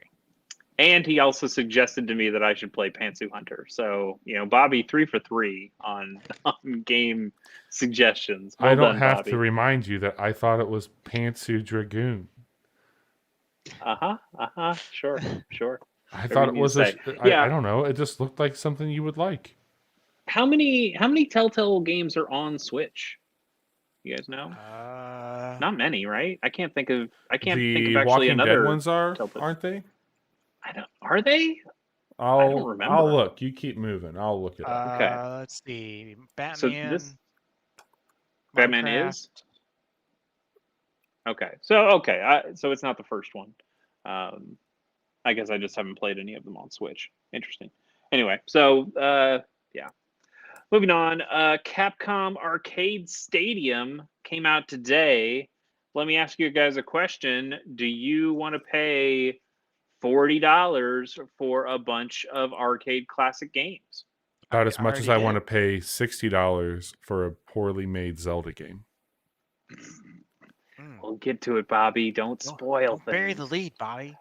Well, if you guys didn't want to pay $40 for a bunch of Capcom arcade games, you could pay less than that just for a portion of those Capcom arcade games, because this Stadium collection you can kind of split up into these different packs of games, and it's not completely a la carte. I think there's 4 of these packs, and and each of them has a different selection of games inside it. So if you just want the Street Fighter 2, then you can buy the pack that has the Street Fighter 2 in it. But no, you can't quite go piecemeal. This isn't Xbox Game Room, but you know, if you like those Capcom arcade games, if you want to play the best version of Ghosts and Goblins that's going to come out this month, that's the way to do it, because it sure as shit ain't the new one, and we've talked about that on the show before. Yeah, Bobby, get excited, because on March 16th, that's soon, that is less than a month from now, you can get to play Stubbs the Zombie again. God, I love this game. I've we said it. We talked about this game before, I think. Like, we talked about some of these B games from older generations. Yep. I never played this one. It is so good. It's built on the same fucking engine as Halo. First of all, it runs probably pretty fucking good. And I told you this before. I've mentioned it before in multiple ways. One of my, if not my favorite video game soundtrack. It is a really great collection of songs from the 50s and 60s done by modern indie artists I say like modern, knowing now that this is like no longer modern. 20 years old. Jesus Christ, that's fucking weird. But I mean, like, it's got Flaming Lips, Death Cab for Cutie, a bunch of other things on there as well. Well, it did. Who knows? They didn't mention anything about the music. I really hope the music's there. I really hope. I wonder, in like a Tony Hawk way, did they go back and do the work to get all that licensed music? I don't know, man. But that game plays really cool. Maybe they even got more modern bands to do covers of the covers. Did you ever think of that? And I mean, you all know that, like, I love mid-century shit. This is definitely like a game. I think it's set in '59. It's dumb, it's quirky, it's campy, it's really fucking cool. I cannot wait to play it again. I'm sure I'll be let down because I did play this. I played it. I think the 360 was out, so I didn't play it when it first came out, but I still had 2005. So yeah, I'm pretty sure that I played this maybe like a year after it came out, but I still have my old Xbox and I played it there. And video games have changed a little bit from when this game first came out, so it will be interesting to see if this stuff actually holds up. But I think it's cool. I think it's really fun that people are going back, and you know, we had that remaster of what's it called, Destroy All Humans, that came out somewhat recently, and this feels in that same vein of, hey, we brought back this game that you forgot about completely. I think that's kind of cool. Then we got a trailer for No More Heroes 3, which is coming out August 27th. It's more Travis Touchdown. None of us have played a No More Heroes game before, correct? No. Nope. Yeah. No. Not necessarily my favorite series, but you know, people have been waiting for this one on Switch for a while. So good for them. We'll see what happens. Then we got a trailer for Neon White, which is coming out this winter. That was the Annapurna one, right? This is Annapurna, which, you know, I kind of trust Annapurna these days because they've put out some really good stuff. I'm not sure about this one. It's first person. Yeah. It looks like a lot of platforming. It looks like it's about assassination. I've been doing enough first person platforming in Destiny lately to go, that's not my favorite genre of game. No way. Okay. Wait a minute, because I just read something. Maybe you guys knew this already. I texted it to you. About Ben Esposito? Well, no. I'm sorry. So Ben Esposito, creator of Donut County, is the developer of this game. Yeah. His name is in the corner of the trailer. I did see that. Oh shit! Okay. I didn't know that. But what I texted this you. Will be good? Yeah. No. I mean, if Annapurna is behind it, if Ben Esposito is behind it, and then the thing I did text you guys, it's the voice of Spike motherfucking Spiegel. Yeah. Bobby, that is the Cowboy Bebop man, the anime that you bought. Call me Bobby Bebop. Of Super Robot Steve fame. Yes, exactly. Got it. That's his best known work. Even though his dubbed voice is not actually in that game. Unimportant for sure. Was this a Switch only game? I don't know. It Okay. was announced at the Direct, so but I imagine it could go other places. But yeah, I don't know. I want to look at that trailer a little bit more closely and see a little bit more about what that game is. It's But at least coming to PC because it has a Steam page. okay. Who knows? That could be good. We'll see. Next, I know Bobby. I think of the three of us, actually, I don't know. Between the two of you, who is the bigger superhero fan? Bobby. Probably me. Yeah. Mhm. Okay. Well, Bobby, I have good news for you. DC Superhero Girls: Teen Power is coming out June 4th. So there you go. Yeah. I don't want this Nintendo version of Harley Quinn Birds of Prey. I'm good. You know what? It's not made for us for sure, but it did look relatively competent. I feel like it had some Persona vibes to it, where there Sure. is a definite social link, be with your friends, do some shopping kind of stuff, and then also a let's go around and fight monsters stuff. I mean, it is not like a school and a JRPG put together, but it is that kind of here's your downtime where you can work on your social links and here's your combat stuff.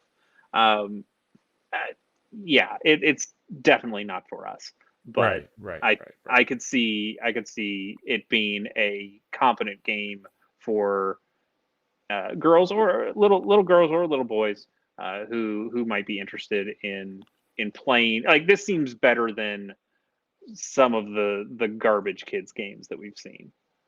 So I'll give it that. Let's continue moving on here. Plants vs. Zombies Battle for Neighborville Complete Edition is coming out March 19th for Nintendo Switch. I've never played any of the Plants vs. Zombies shooter ones. I liked it when it was when you did like the tower defense kind of stuff. That was okay. Yeah, That was okay. Early iOS game. I played it a lot on iOS, not the 3D ones though. Yeah, and they even messed that one up with the second one where they didn't get the free to play stuff right. That was pretty bad. But yeah, the shooter stuff, I actually heard it was okay. I know it was a pretty big flop when it first came out, but those games apparently got way better and more competent. I checked it out because I subscribed to the EA thing for a long time because I never knew how to cancel it. And there was a corn stalk that shot corns out of his arms. It was fun. It was a competent online shooter. I don't know if I'll be picking this up, but yeah, now it's on Switch, so yay. Moving on, we're getting a port, like a port deluxe of Miitopia coming out May 21st. Is this the old one? Did we confirm that?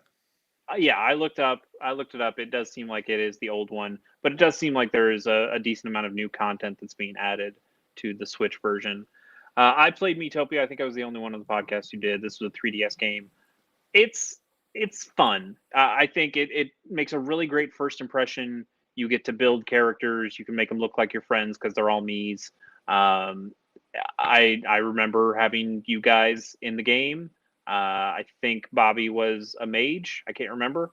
But like you gave them different classes, and then it was a little like Tomodachi Life in that there were just some times where you'd see the characters interacting.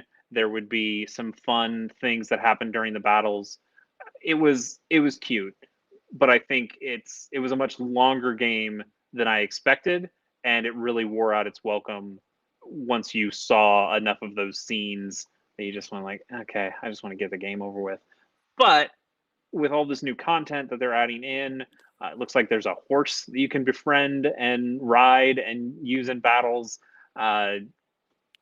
Who knows? I could see myself picking this up again and trying it out again. I think the Switch is a great place for it.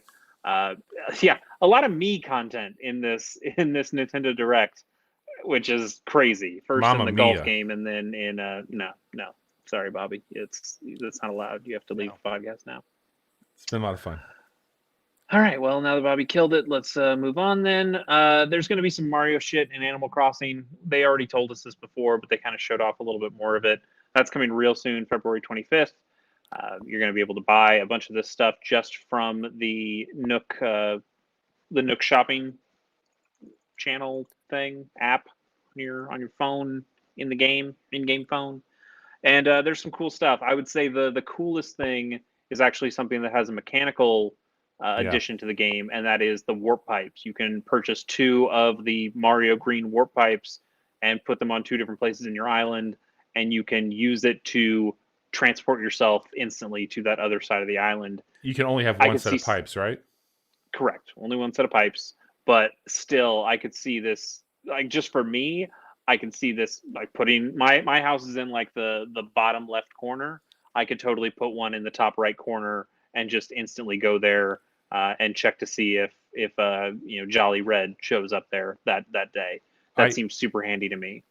I gotta say, I'm very happy that this didn't happen, but it's been like, I think that it's confirmed at this point in time that Nintendo is going to monetize at some point in time, like in-app purchasing for this game. Like, there's going to be shit that you can buy, and like there's I think that much has been said. I thought for sure that this content would have been like their first dabble into that, being that like they've got this cool mechanic. It's Mario shit. It seems like the perfect type of skin or pack that you could package up and say like, hey, $9.99 gets you all the Mario shit. And I don't know. Yeah, I would imagine that if they were going to start charging for it, I haven't heard that they are going to start charging for anything. I know that Pocket Camp was where they had a bunch of microtransactions, and that's why I just didn't play that much Pocket Camp. But I imagine if they do that, it's going to be after they've done a year of free content, and that would put them in a really tough spot because of all their Mario 35th stuff, all their, hey, we're taking away all the Mario games off the eShop after the 31st. That wouldn't give them a ton of time to be able to put this out for sale if they wanted to hit that Mario anniversary that they're doing. Also, as a person who's played previous Animal Crossing games before, this is not new. There has been Mario shit in Animal Crossing games before. There's been other Nintendo shit. In the very first Animal Crossing, you could get a GameCube symbol and a Nintendo 64 symbol and a fucking R-Wing, and even NES games, and you could play the mini games there. And then they learned that, wait, we can make people pay for those. But there's still been Nintendo stuff in previous Animal Crossing games before. So if anything, they're definitely doing more with these this time. Like, there are bricks that can float up in the air. There are question mark blocks that float up in the air or be put on the ground. There are costumes for Mario and Luigi and Wario that I remember seeing, and probably other characters as well. Peach, I know Peach is in there too. There's a flagpole. But for me, like, the pipes, I think, is the coolest part. Part of me wants to just like redo my entire island and make like a part of my island that is cut off from everything that can only be gotten to through the pipe. And so you could have like a secret grotto. That would be really cool. But also at this point, I've put too much time into this version of my island that Chase, I'm not going to do that. You did mention something. I don't want to I know that we're moving ahead here. I'm going to pause, look back a little bit on one thing here. You mentioned a Wario costume, and we missed the opportunity. Oh, yes. I'm sorry. We missed the opportunity. Like, Nintendo did not have to go that fucking hard in their goddamn golf outfit for Wario. That boy looks fresh as fuck. Holy shit. Johnny, if you just look at the thread message that I sent earlier, it's there. Those are some sweet pants. His hat, his pants, the whole fucking look. I mean, I don't know. Like, he's the John Daly of fucking Mario Golf. Yes. Look at my man here. Look what they did to our boy. I need that cowboy hat. No shit. It's very good. Sorry, but we couldn't have not addressed that. I appreciate you calling that to our attention. That's a very important piece. All right, I'm going to skip the next one because I want to end this on a nice note. So we'll come back to that at the end. The next game, Bobby, you're also the biggest Star Wars fan of the three of us. I have great news for you. There is a free-to-play Star Wars game called Star Wars Hunters coming out in 2021. I want to know more about it. Like I saw they put that out there. Being published by EA. How much more do you want to know? Thank God. I want to know more.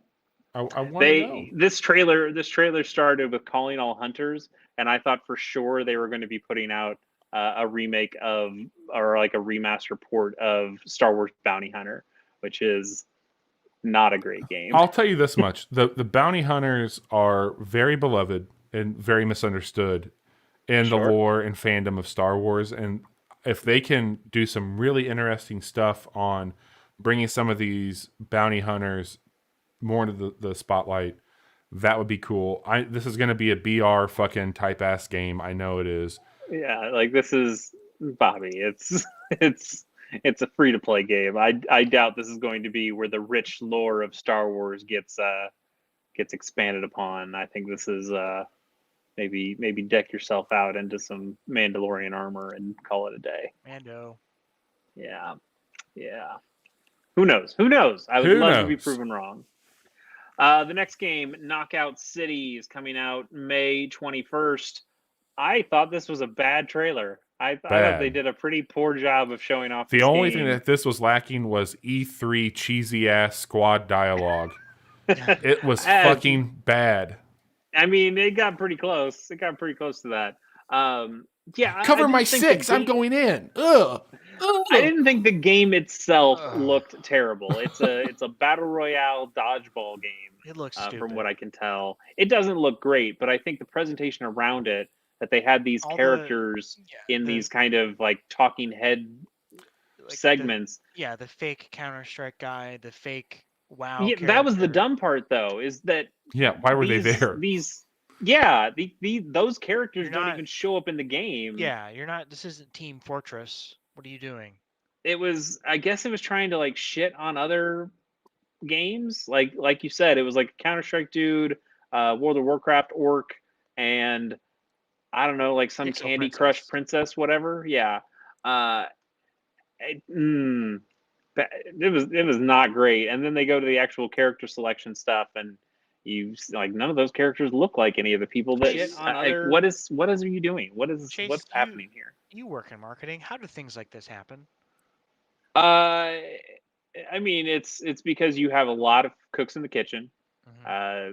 Somebody has an idea, and then it gets changed a little bit here, a little bit there, and then until eventually you have Counter-Strike man talking shit. Yeah, totally. Mm-hmm. I'm sure this came out as like let's be real aggressive and let's like talk shit about these other free-to-play multiplayer games. It's bad. And we'll show how cool and how much attitude we have. You know, Sonic the Hedgehog, he's got attitude. We can have the same thing. And then I'm sure some of that got dialed down and dialed back and tweaked and changed here and there. And it just ended up being kind of lame, and it didn't really make all that much sense. I don't know. Not for me. Look great. I think the logo lockup's kind of cool. The Knockout City type treatment looks nice. Yeah, that's good looking. Bobby, you said you've played a little bit of this next one. World's End Club is coming out May 28th on Nintendo Switch. You said this was an Apple Arcade game? It's on Apple Arcade. I didn't care for it, but I'm definitely not the target for this type of game. That's true. Yeah, this is made by the Danganronpa people. So that's also kind of a visual novel-y kind of game.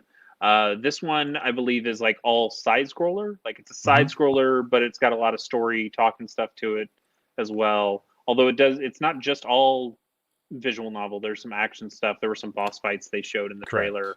And there were like 10 characters that were all on a 10-person bike, biking together, which was the best part of the trailer for me. I don't know if that's one I'm going to pick up either. It's not great. The next game they showed was the Ninja Gaiden Master Collection. That's just coming out June 10th. I didn't write down specifically what the 3 titles were. I mean, it's Ninja Gaiden 1, 2, and 3 for like the 3D ones that Tecmo made, but it's like special versions. Like the first one, it's Ninja Gaiden Sigma, I think, which was like the definitive version of Ninja Gaiden 1. I can't remember what the second one was, and then was there a subtitle on Ninja Gaiden 3 as well? That I don't know. Bobby, or somebody looking that up? Can somebody look that up? It's Sigma 2, and Ninja Gaiden 3, Razor's Edge. Okay, yeah, Razor's Edge, right? Yes, It can't has forget all the Razor's Edge. DLC and cosmetic. Those games are hard. Those They're games are hard very as hard. hell. They Devil May Cry, I remember being like a hard fun, but I don't remember these games being hard fun. It was just hard. Yeah, yeah. I don't know. Again, Yeah. I don't think Switch is necessarily the best place to put these games. Cool that they're on there, though. I guess I have to imagine they're also coming to other consoles.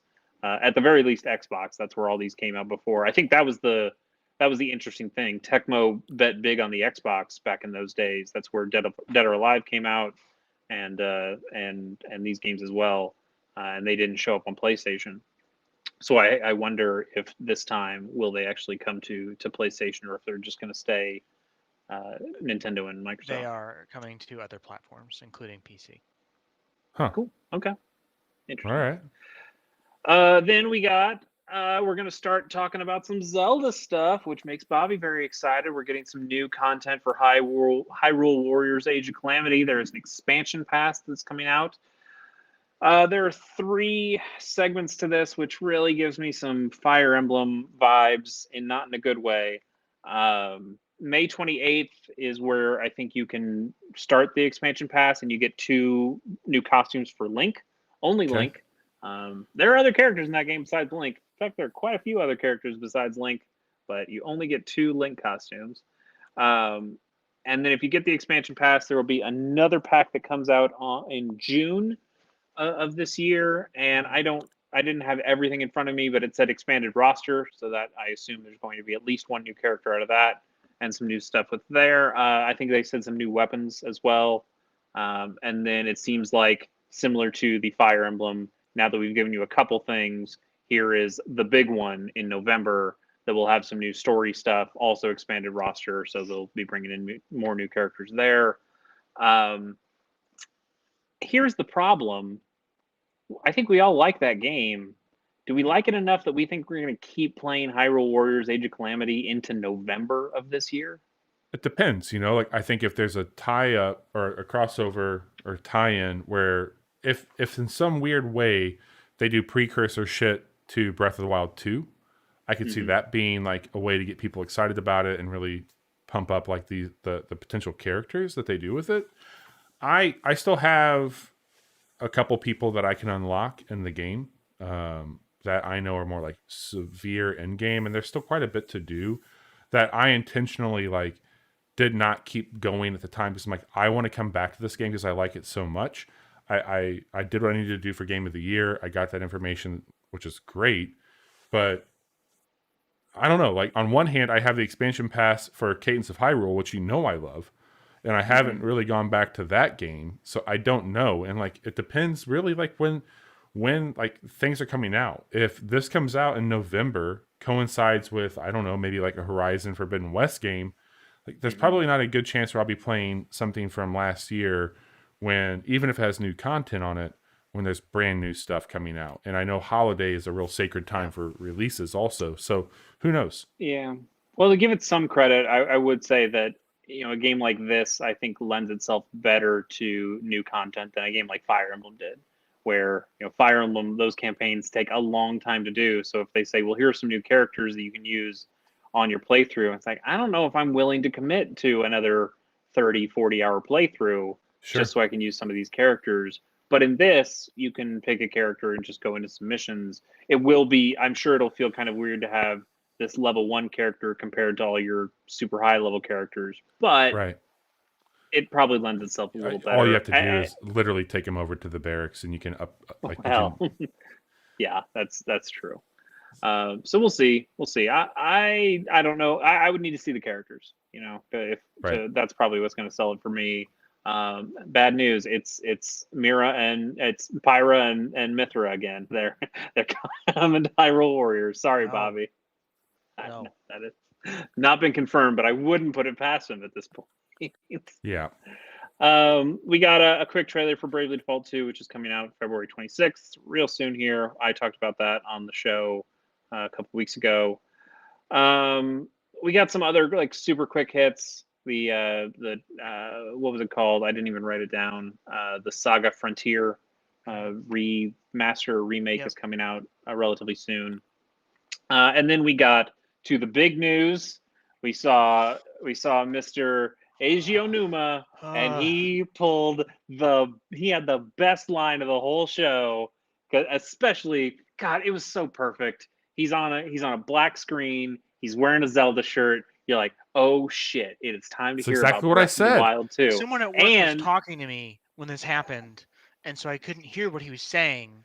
Oh, it was so Please good. just stop talking so I can hear this. And then I heard through my ears, "We will not be sharing." I was like, "Gah!" But to make it even better, though, is because he's speaking in Japanese, there's a part of you going like, oh man, I can't wait, and then just to tease it just that little bit more, and then the translation comes in. It's like, you probably think I'm here to show you some more Breath of the Wild 2 stuff. Be sure to drink fuck you, your I'm not. Ovaltine, kids.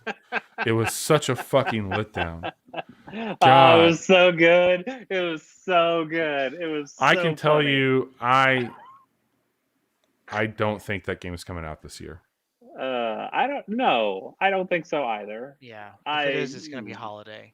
No way. Yeah, I don't. They would see ramp that up happening. and do a bunch of shit with that game. I mean, they've done. Dude, they Steve showed a Jobs game. before, They showed a game for 2022, which we'll talk about in a minute. They showed multiple games for 2022. But to credit the possible theories, though, it is Zelda's 35th anniversary this year. Right. So you would think they would try to do Maybe more they're Zelda waiting. stuff this year. Yeah, I could see like a Zelda Direct happening at some point where here's a mini Direct that's all about Zelda stuff. It's about Breath of the Wild. It's about, who knows, maybe they'll make the Oracle games in the Link's Awakening engine. That's what I really wanted. But no, none of us got what we wanted because they're putting out Zelda Skyward Sword, everyone's favorite. Here's what I'll say. God. It's been said in the chat. I feel this way as well. We covered it when I did my deep dive on all the timelines for Zelda. Skyward Sword has some of the best lore for Zelda. It's an extremely important game in the Zelda mythology. Unfortunately, they somehow turned a fucking filet mignon into a hot dog when it comes to playing it. And I beat that game on the Wii, shirtless, sweating in front of my television. I don't think that's information we needed to know. I had to rearrange furniture to get through that end game. I was sweating my ass off like I was dancing to Richard fucking Simmons trying to beat a fucking Zelda game. And it was awful. And to see that they had an opportunity, which they even botched that, mind you, to say, hey, guess what? We're just going to fucking make this play like an action game. Press your button, swing your sword, play the game, get the story. No, it's fucking motion controller. And by the way, if you're playing this in handheld, just push the thumbstick in the right way. No, it's not come Fruit on, Ninja, now. you assholes. I would say this is certainly better than Mario 3D World, better than the touch stuff that they showed with that, or that didn't come over that well, than the Mario Galaxy stuff they did with the 3D All-Star Collection. It's better. It's not good. I'm not saying it's good. It actually here's what I'll reminds say. me. Okay. Go, sorry. No, you go for it. Finish up. It reminds me of the Fight Night boxing games where you use where The hit EA stick. got very into the hit stick stuff of like, well, what if you use the right stick to make it feel like natural motions? And to their credit, if they want to keep the idea of the motion control in there, that seems like a better way to do it. But also, it's not making me want to play what is maybe one of the worst Zelda games ever. If you have played this game, don't play it again. No. If you've never played play it, it's incredibly important. And quite frankly, it's the fucking reason we have Zelda storylines that we do today. So you owe it to yourself to play it. If you have a Switch, play the game. the best fucking part about it, and I mean, I've got really cool fucking Joy-Cons, but I'm eyeballing the Skyward Sword Joy-Cons because those are really fucking slick. But by God, I'm not taking my shirt off again to get through a fucking boss battle like I had to back 12. Yeah. I don't remember. I mean, I was like winded. Like, you might as well fucking like got me some pulled me into G the Fuel. office at the store to tell me about it. Yeah, like I literally rearranged my living room, took my shirt off, and sweated it out. Like all these assholes in 2021 talking about, oh, that game's sweaty. That game's sweaty. Have you fucking played Skyward Sword on the fucking Nintendo Wii? Like, and look like this? Like, you're gonna sweat. It's gonna happen. It's the sweatiest fucking game out there. It's the inspiration for Ring Fit Adventure. Oh my God. All right, and then they ended the show. We're not ending our show with this because there's a better game to talk about. But they ended their show with one more thing. What could it be? Everyone's very excited. Chase is excitedly praying for Fire Emblem. Bobby's already had his heart broken by Breath of the Wild 2. Yep. What could they possibly do? Is it Mother 3? No, of course it's not Mother 3. It's Splatoon 3. Yay. Hey, it's fine. You get to I'll get raise that game. you get to raise a pet in this one. Yeah, sure. You get a little squid to, yeah. I don't know. It's fine. I was not super taken by Splatoon 2 when I played it. It's competent. If I'm playing a shooter, I'm going to play Destiny or a different shooter. Sure. But for people who only have Switches, I like understand the appeal of there's Splatoon. something there. It's got some interesting mechanics to it for sure. It's not a game ender though. It's not a show ender. In my opinion. No, I would not say it's a show ender. I'm sure it is for some people. They showed some customization options that seemed interesting. There was a shot if Johnny had watched more than one episode of Neon Genesis Evangelion, he would have gotten a very good reference that was in there. But he didn't, so he doesn't get to know. Sorry, Johnny. Yep, you disappointed everyone. Anyway, well, Splatoon 3 coming out in 2022. They didn't show a lot. It was a very quick teaser. Yeah. Sure. And that's how they ended the show. But it's not how we end our show because there is one other game. There was no Fire Emblem, which of course disappointed me. But there was a turn-based strategy game that was shown off. Fuck yeah. That looks pretty fucking good. It's being made by Square Enix. I don't know if it's the same team that made Octopath Traveler, but it would not surprise me. Looks like it. Very much in that same style. God, that game looks really cool. It really does. Working title here, guys. Project Triangle Strategy, which is a bad working title. Sounds like a fucking... Why? It sounds like... yeah. Some fucking like science fiction prog rock shit. Like, yeah. We are Project Triangle. God. It looks really rad. So the triangle thing, it looks like there's this there are these scales, like this weird tri-scales thing. Like it seems like this is the god that everyone prays to or whatever. And you can kind of influence how these scales tip to because there are different people in your army, royal family, whatever, that kind of represent the different feelings on these different scales. It looks really story based. It feels it's got a very Final Fantasy Tactics look to it, where there is height bonuses for terrain. I thought it was really cool that there, if you are on higher ground, you actually get longer reach on your weapons, which makes some sense. Yeah, if you don't try it, high ground. Don't try it. And something I found really cool in the combat stuff they were showing, it didn't seem like it has the thing I hate in turn-based strategy games, which is which direction you're facing makes a difference. I hate that stuff because I just feel like it's way too easy for enemies to just walk around you and backstab you. And it's not a Johnny will tell you all about it to build around that. Oh yeah, Johnny knows a lot about backstabbing people. Bastard. But the new mechanic it has that I think is really cool is that when you attack someone, if another ally is flanking them on the other side, they get an extra attack. And it doesn't just have to be like two people side by side, like sandwiching an enemy. It can be an archer from like five spaces away that hits, and as long as there's another person on the other side of them, they also get that extra That's hit. exactly what Fate Tactics does, and it's fucking awesome. Oh yeah, okay, Mhm. that's cool to hear. That makes me want to play that game even more. But that seems like a really cool and interesting way to set up my battles and play with my army in that way. It looks like it has some big splashy effects. There was one guy who had this spear that he brought down on people in a very anime meteor style way that looked fucking rad. The art in this game looks sick. Like not just the cool like high definition pixel art stuff, but the like the hand drawn character portrait stuff that they have in there too. It looks like it has English voice acting, and the voice acting I heard sounded really good. Sure. I'm very excited about everything I saw in this, except the date.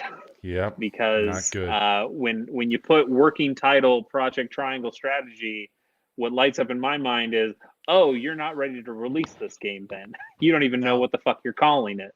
And that's true. They're not putting this game out until 2022, which is a long way away. But there is a demo that is currently out right now, and it looks like they're doing kind of the Bravely Default 2 treatment, where they want you to play. They're going to ask for your feedback, maybe tweak some things, which I really appreciated. You know, I mentioned on the show a couple of weeks ago, I'm not necessarily the biggest fan of where they ended up taking Bravely Default 2, but I still really appreciated the demo and them listening and them like really asking for feedback because they want to make a good game. So that's cool. Who knows? Like this, it honestly made me want to go back and play Octopath. That game, I don't feel like I gave that game enough of a chance, and I kind of want to go back and play a little bit more because man, that game looked so good. Chase, I really appreciate you taking time tonight to put together an outline for the Direct. It was a lot of fun to watch it and kind of have that commentary as a team while we were doing that, and then to talk about it tonight has been super exciting. I'm sure we'll cover more of this stuff as we move through the year and give some hot takes. Yeah. What was everyone's highlights? Obviously, mine was Project Triangle Strategy. Bobby, I imagine yours was golf. Yep. Johnny, how about you? Was Splatoon, or was there something else that was a bigger deal to you? I absolutely love Final Fantasy Tactics, and that's what I thought that this was at first. I thought there was a chance of that too. So that sparked joy in my heart. There you go. Nice. Little Marie Kondo over there. Yes. Well, Chase, thanks again for doing that. Yeah. As we start to wrap up here, I just wanted to say, like, it's been really cool tonight to go over a lot of that stuff that we were able to check out, and I think that there's definitely some really exciting things coming from Nintendo. Some things not so great, but overall, it was cool to see another Direct proper. Have some demo stuff coming out. We covered a lot of games tonight that we've been playing. I know that this is an episode following a deep dive, so there's always a lot more to get through. So thanks for everybody who stuck it out with us. If you enjoy what we have to say, please give us a follow. We're all over social media at The Casual Hour there. We have a pretty robust growing YouTube channel. We talked about some of the quick looks we did for the Steam Game Festival. If you haven't tapped in and subscribed over there yet, please do so. We do some really cool stuff with quick looks, but also we do put our video on demand stuff from Twitch over there as well. So please make sure to hang out and follow us over there. If you have an idea for the show, you'd like to be on the show, whatever that might be, drop us a line, connect with us. Very easy to do so. These shows are recorded live every Wednesday night and then posted to all podcasting platforms on Fridays at 9. I typically stream Mondays and Fridays. Johnny and Chase have periodically either tuned in or joined me on those. But if you want to follow along with some of the games that we're playing between the show, Mondays and Fridays are a great place to do so. Chase, you do a really impressive podcast called Gamers on the Go outside of the show. What's going on there? Well, I've got news. I did mention, I think on the last episode, that there is a new episode in the works. And as long as nothing goes horribly wrong, I feel comfortable saying that I'll be recording tomorrow night with good friend of the show, Matt Jaguar. And we're going to be talking about the Nintendo DS. He's a good dude. In a very similar fashion to the way we talked about the 3DS, where we'll be talking about, we're going to try to come up with a list of the 25 best Nintendo DS games. That's awesome. And that'll be fun. That's really cool. Look So forward if you like 2-hour podcasts, that's probably going to be a 2-hour plus podcast. Who knows? Yeah. Sorry, Matt. Fair. he knows what he's getting into. And then, Yeah, you can find that at gamersonthego.com. Awesome. We got the social links for all of us in chat on screen, and then we got some stuff there for Chasing Gamers on the Go. Johnny, the resident dad of the show, what games are you playing with your son right now? All Minecraft all the time. Okay. He's playing Hades next to me earlier. But yeah, still lots of Minecraft. That's great. That's great. Well, I think that's going to do it for episode 208 of the show. If you are enjoying what we're doing, make sure to share it with somebody. Give us a like, give us a follow. I don't know. That's a possibility. Depending on how things go, I might fire this thing back up in about an hour and do a little bit more Valheim on the stream tonight. Otherwise, I'll be back Friday night with some Deep Rock Galactic. So tune in.